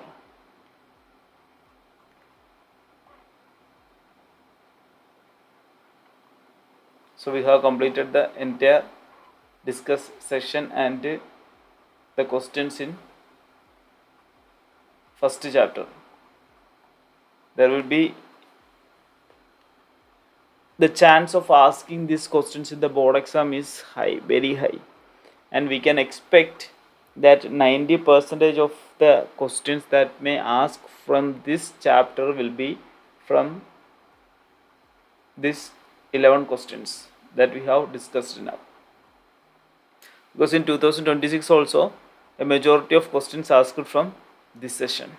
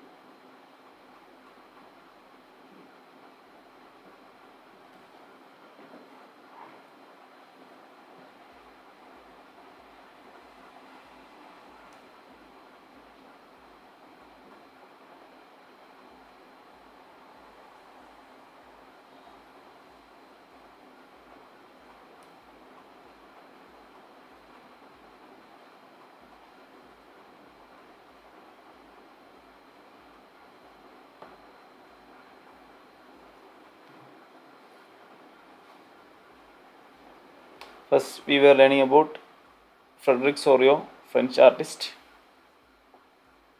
democratic and social republics.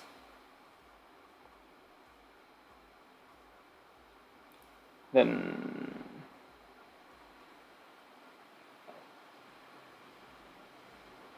Statue of Liberty was portrayed as a female figure.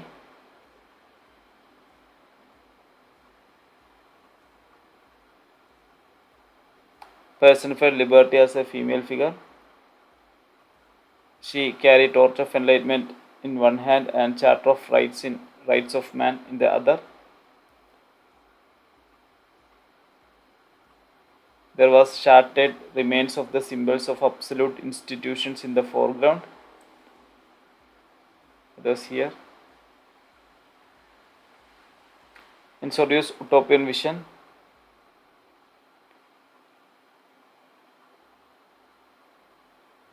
And the countries which passed the Statue of Liberty were USA and Switzerland.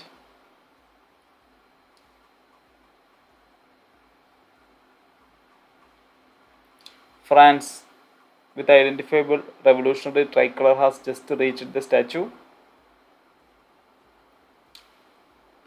She is followed by Germany bearing black, red and gold flag.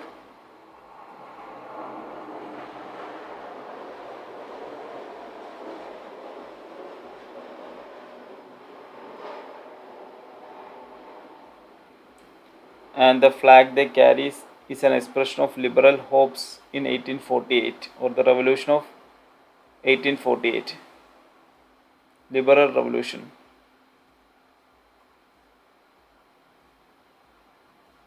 And from the heavens, Christ, saints and angels gaze upon the scene. They have been used by the artist to symbolize fraternity among the nations of the world.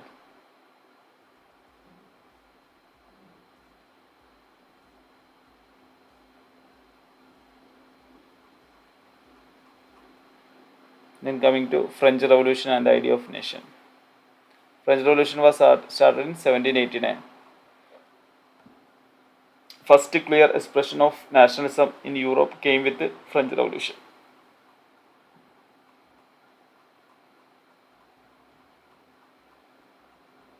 As a result, the sovereignty from monarchy was transferred to the body of French citizens.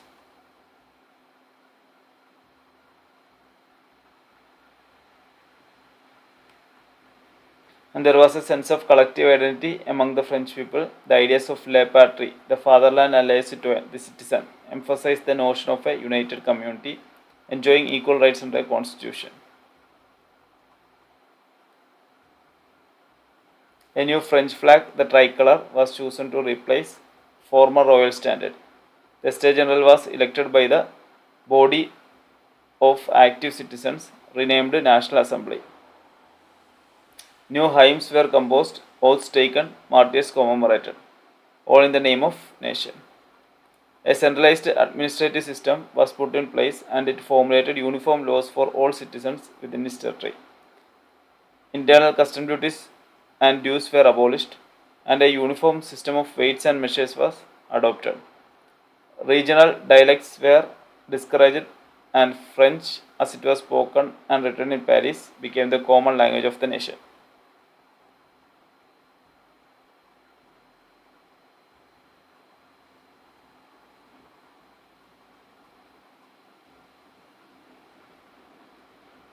People of Europe was liberated from despotism. Students, other members of educated middle class began setting up Jacobin clubs. And the activities campaigns prepared by the way for the French armies which moved into Holland, Belgium, Switzerland and much of the Italy in 1790s.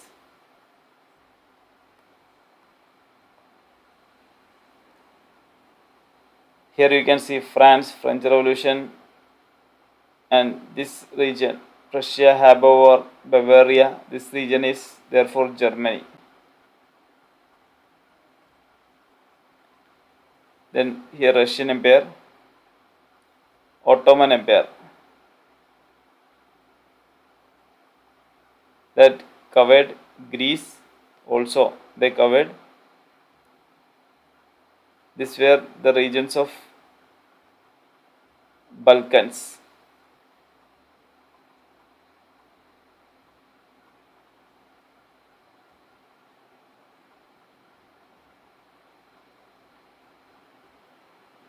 And here Sardinia, Kingdom of Two Sicilies. This indicates Italy.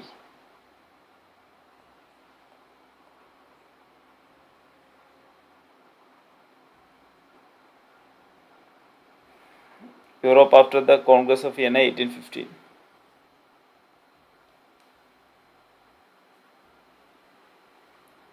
Within the white sphere, democracy. Napoleon had no doubt destroyed the democracy in France, but in the administrative field, he had incorporated revolutionary principles in order to make the whole system more rational and efficient. The Civil Code of 1804, usually known as Napoleonic Code, did away with all privileges based on birth, established equality before law, and secured right to property. This code was exported to the regions of French control.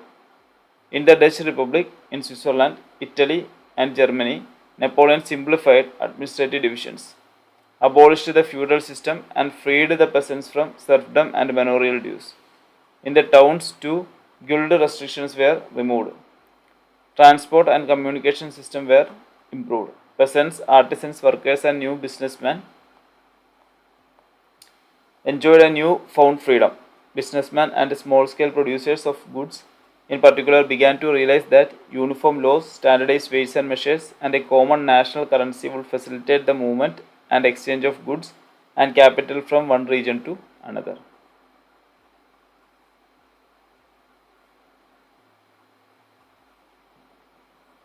In many places, such as Holland and Switzerland, as well as in certain cities like Brussels, Mainz, Milan, and Warsaw, the French armies were welcomed harbingers of liberty. But the initial enthusiasm soon turned to hostility, as the new administrative arrangements did not go in hand with political freedom. Increased taxation, censorship, forced conscription into the French armies, required to conquer the rest of Europe, all seemed to outweigh the advantages of the administrative changes.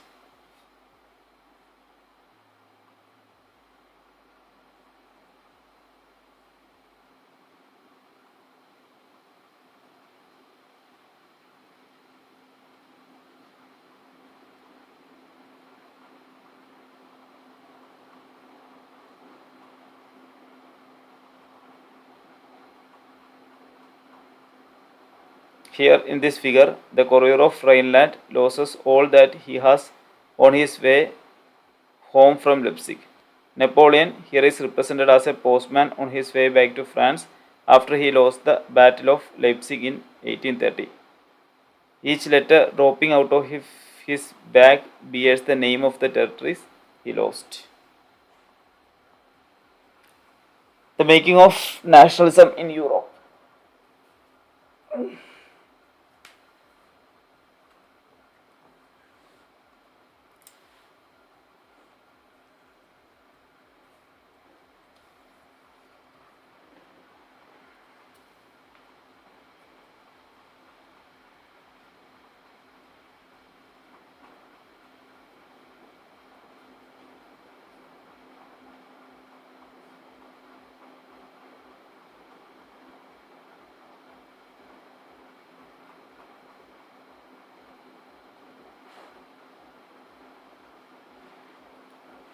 Germany, Italy, Switzerland were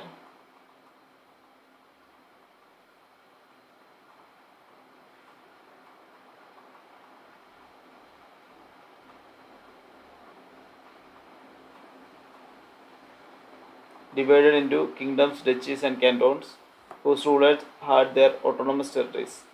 Eastern and Central Europe were under the autocratic monarchies within the territories of which lived diverse peoples. They did not see themselves as a sharing collective identity or a common culture. Often, they even spoke different languages and belonged to different ethnic groups. The Habsburg Empire that ruled over Austria-Hungary, for example, was a patchwork of many different regions of and people. It included the Alpine regions the Tyrol, Austria, and Sudetenland, as well as Bohemia, where the aristocracy was predominantly German speaking. It was also included the Italian speaking provinces of Lombardy and Venetia. In Hungary, half of the population spoke Magyar, while the other half spoke variety of dialects. In Galicia, the aristocracy spoke Polish. Besides these three dominant groups, there were also lived within the boundaries of empire mass of subject peasant peoples, Bohemians and Slovaks to the north, Slovenes in Carniola, Croats to the south, and Romans to the east in Transylvania. Such differences did not easily promote a sense of political unity. The only tie binding these diverse groups together was a common allegiance to the emperor. Aristocracy and the new middle class. Socially and politically, the landed aristocracy was the dominant class of the continent. The members of this class were united by a common way of life that cut across regional divisions. They owned estates in countryside and also townhouses. They spoke French for purpose of diplomacy and in high society. Their families were often connected by ties of marriage. However, numerically a small group, the majority of the population was made up of peasants. To the west, the bulk of the land was farmed by tenants and small owners, while in Eastern and Central Europe, the pattern of landholding was characterized by vast estates which were cultivated by serfs.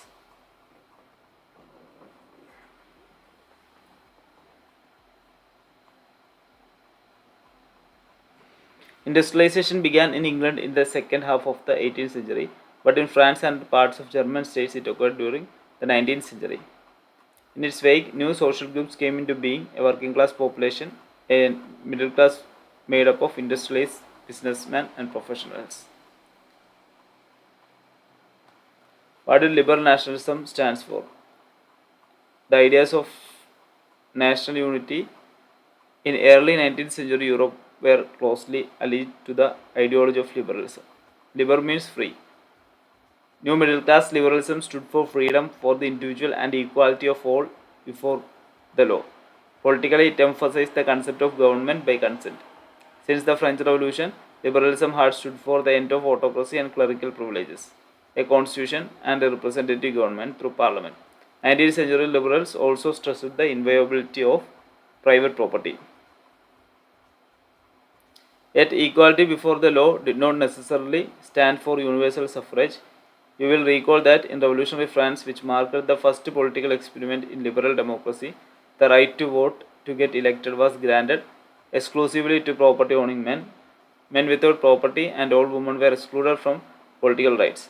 Only for a brief period under the Jacobins did all adult males enjoy suffrage. However, the Napoleonic Code went back to limited suffrage and reduced women to the status of a minor, subject to the authority of fathers and husbands. Throughout the 19th and early 20th centuries, women and non-propertied men against organized opposition movements demanding equal political rights. In the economic sphere, liberalism stood for the freedom of markets and abolition of state-imposed restrictions on movement of goods and capitals.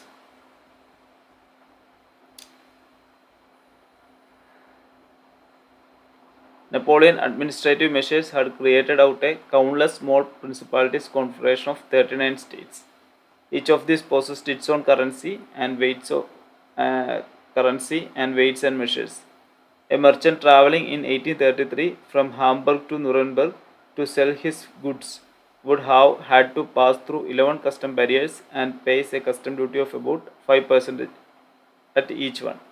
Duties were often levied according to the weight or measurement of the goods. As each region had its own system of weights and measures, this involved time-consuming calculation. The measure of cloth, for example, was the LA, which in each region stood for a different length. An LA of textile material bought in Frankfurt would get you 54.7 cm of cloth, in Mainz 55.1 cm, and in Nuremberg 65.6 cm, and in Freiburg 53.5 cm.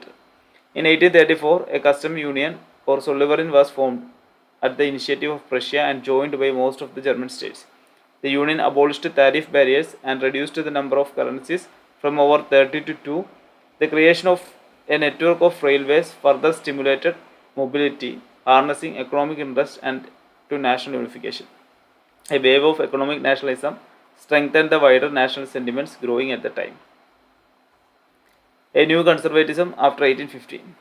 Following the defeat of Napoleon in 1815, a spirit of conservatism was obtained.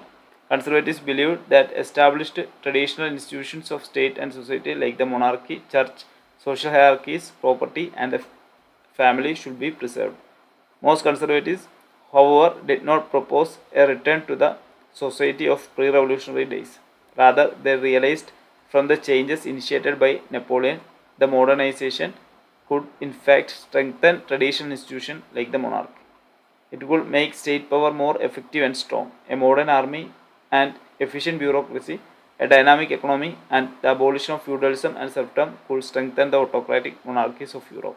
In 1815, representatives of the European powers, Britain, Russia, Prussia, and Austria, who had collectively defeated Napoleon, met at Vienna to draw up a settlement for Europe. The Congress was hosted by Australian Chancellor Doc Metternich.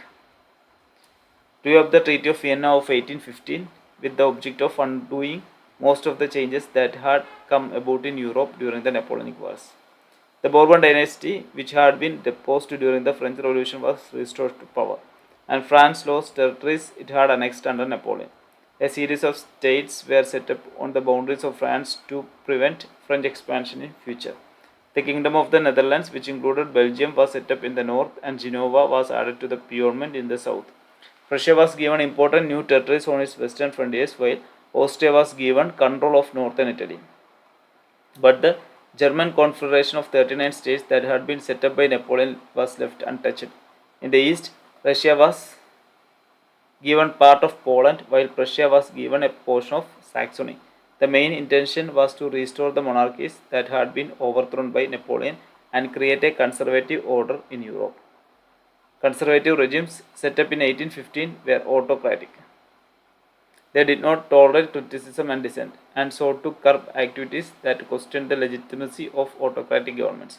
Most of them imposed censorship laws to control what was said in newspapers, books, plays, songs, reflected the ideas of liberty and freedom.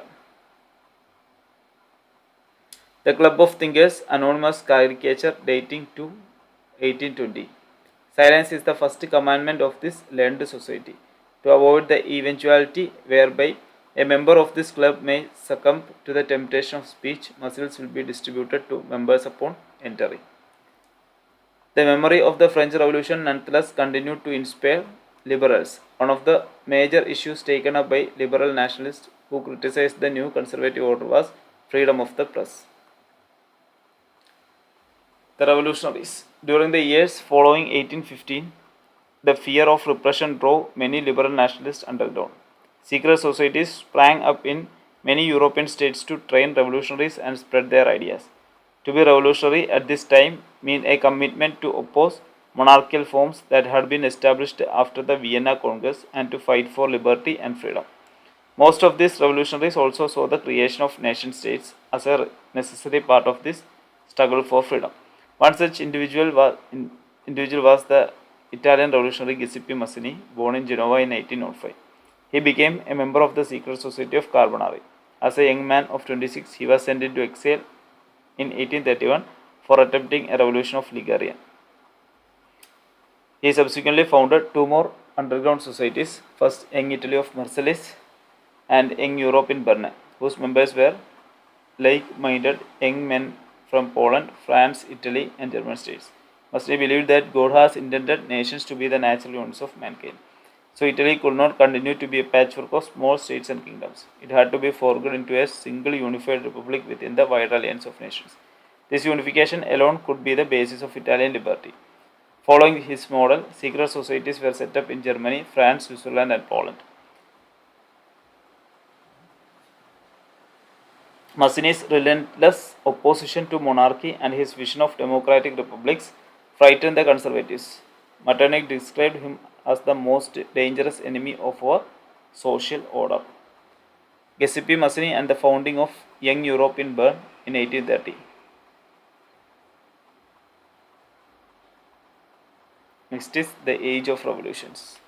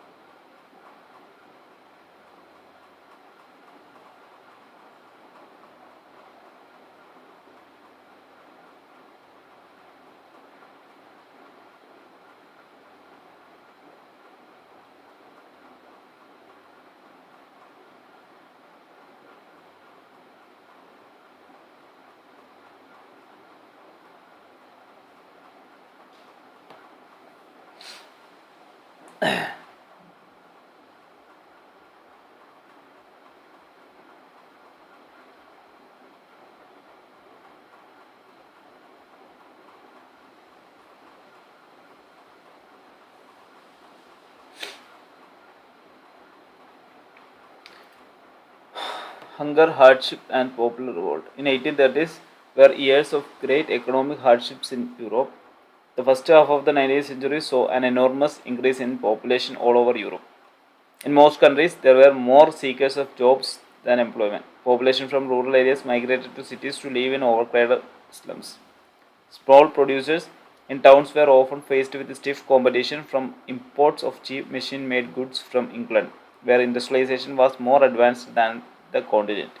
This was especially shown in textile production, which was carried out mainly in homes or small workshops and was only partly mechanized. In those regions of Europe where the aristocracy still enjoyed power, peasants struggled under the burden of feudal dues and obligations. The rise of food prices or a year of bad harvest led to the widespread pauperism in town and country. The year 1848 was one such year. Food shortages and widespread unemployment brought the population of Paris out on the roads. Barricades were erected and Louis Philippe was forced to flee. A National Assembly proclaimed a republic, granted suffrage to all adult males above age 21, and guaranteed the right to work. National workshops to provide employment were set up. Earlier, in 1845, weavers in Silesia had led revolt against contractors who supplied them raw material and gave them orders for finished textiles but drastically reduced their payments. The journalist Wilhelm Wolff described the events in Silesian village as follows.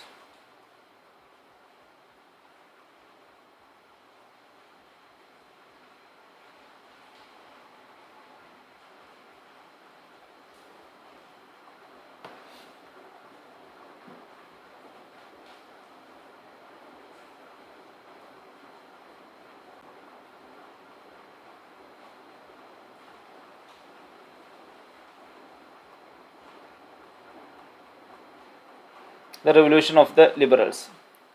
Parallel to the revolts of the poor, unemployed, and starving peasants and workers in many European countries in the year 1848, a revolution led by the educated middle class was underway. Events of February 1848, France had both the abdication of the monarch and the republic based on universal male suffrage had been proclaimed. In other parts of Europe where independent nation states did not yet exist, such as Germany, Italy, Poland, and the Austro-Hungarian Empire, men and women of the liberal middle class combined their demands for constitutionalism with national unification. They took advantage of the growing popular unrest to push their demands for the certain creation of a nation state on parliamentary principles, a constitution, freedom of the press, and freedom of association. In the German regions, a large number of political associations where members were middle class professionals, businessmen, and prosperous artisans came together in the city of Frankfurt and decided to vote for an all German National Assembly. On 18 May 1848, 831 elected representatives marched in festive procession to take their places in the Frankfurt Parliament convent in the Church of St. Paul. They drafted a constitution for a German nation to be headed by a monarchy subject to a parliament. When the deputies offered the crown on these terms to Frederick Wilhelm IV, King of Prussia, he rejected it and joined other monarchs to oppose the Electoral Assembly. While the opposition of the aristocracy and military became stronger, the social basis of parliament eroded. The parliament was dominated by the middle classes who resisted the demands of workers and artisans and consequently lost their support. In the end, troops were called in and the assembly was forced to disband. The issue of extending political rights to women was a controversial one within the liberal movement, in which large numbers of women had participated actively over the years. Women had formed their own political associations, founded newspapers, and taken part in political meetings and demonstrations.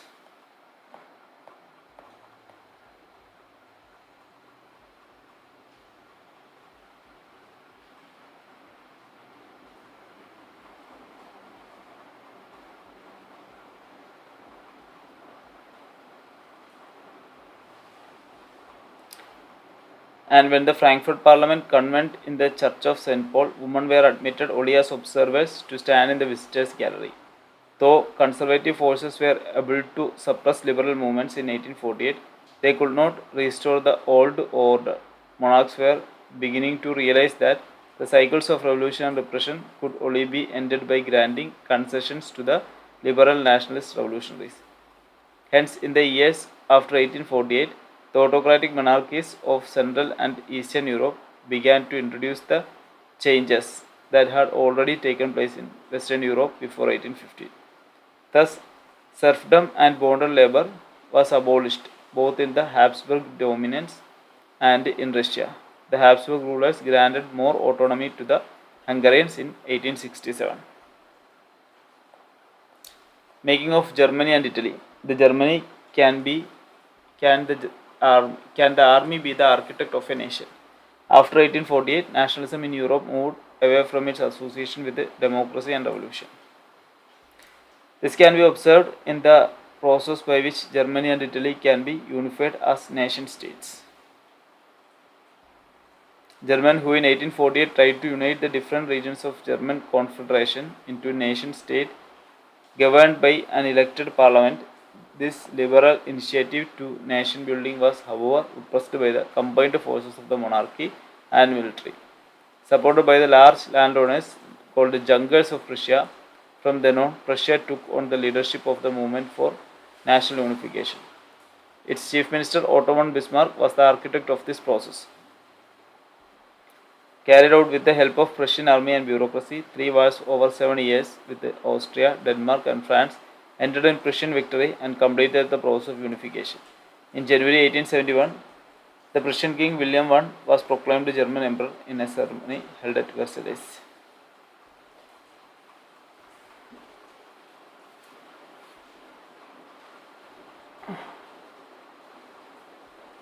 It occurred in Hall of Mirrors in the Palace of Versailles, and the empire headed by Kaiser William I of Prussia.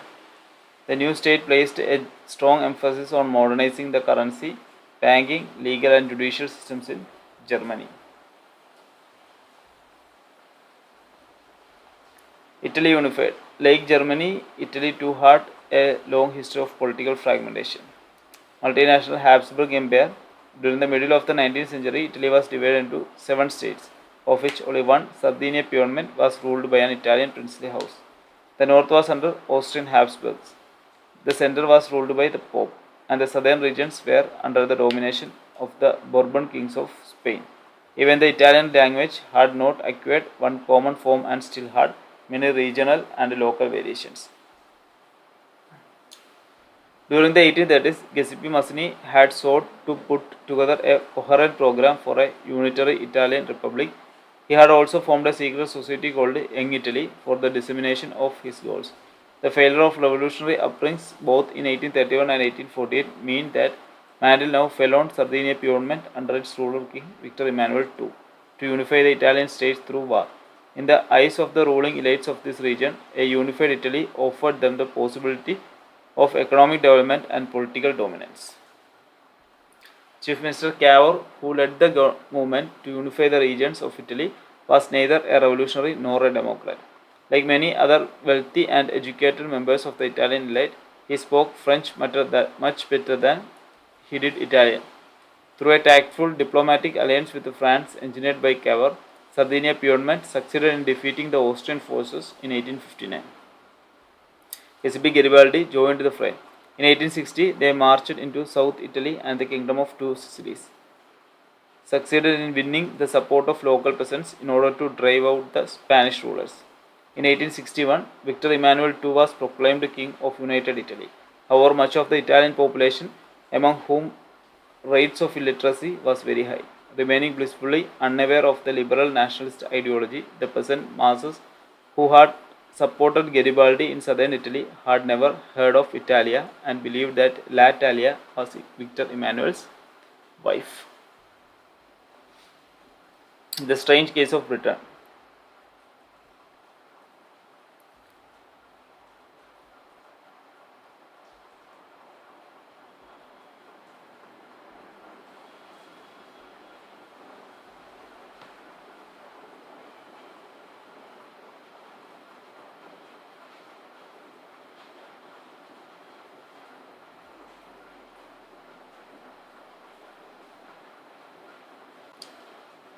In Britain, the formation of the nation state was not the result of a sudden upheaval or a revolution.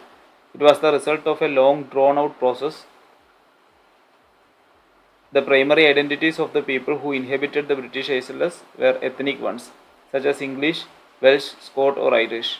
All of these ethnic groups had their own cultural and political traditions. But as the English nation steadily grew in wealth, importance, and power, it was able to extend its influence over the other nations of islands. The English Parliament, which had seized power from the monarchy in 1688 at the end of a protracted conflict, was the instrument through which a nation state with England at its center came to be formed. The Act of Union 1707 between England and Scotland that resulted in the formation of United Kingdom of Great Britain mean in effect that England was able to impose its influence on Scotland. The Catholic clans that inhabited the Scottish Highlands suffered terrible repression whenever they attempted to assert their independence. The Scottish Highlanders were forbidden to speak their Gaelic language or wear their national dress, and a large number were forcibly driven out of their homeland.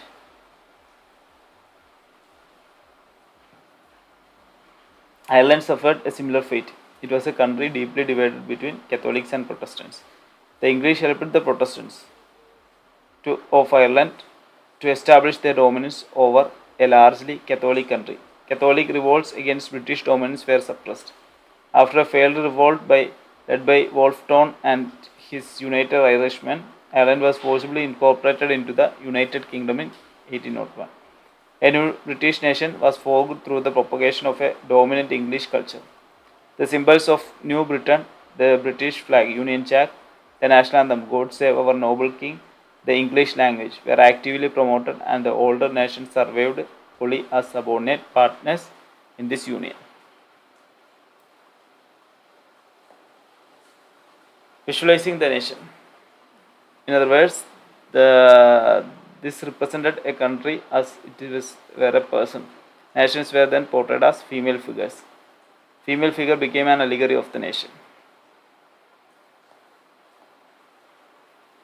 The French Revolution artists used the female allegory to portray ideas such as liberty, justice, and republic.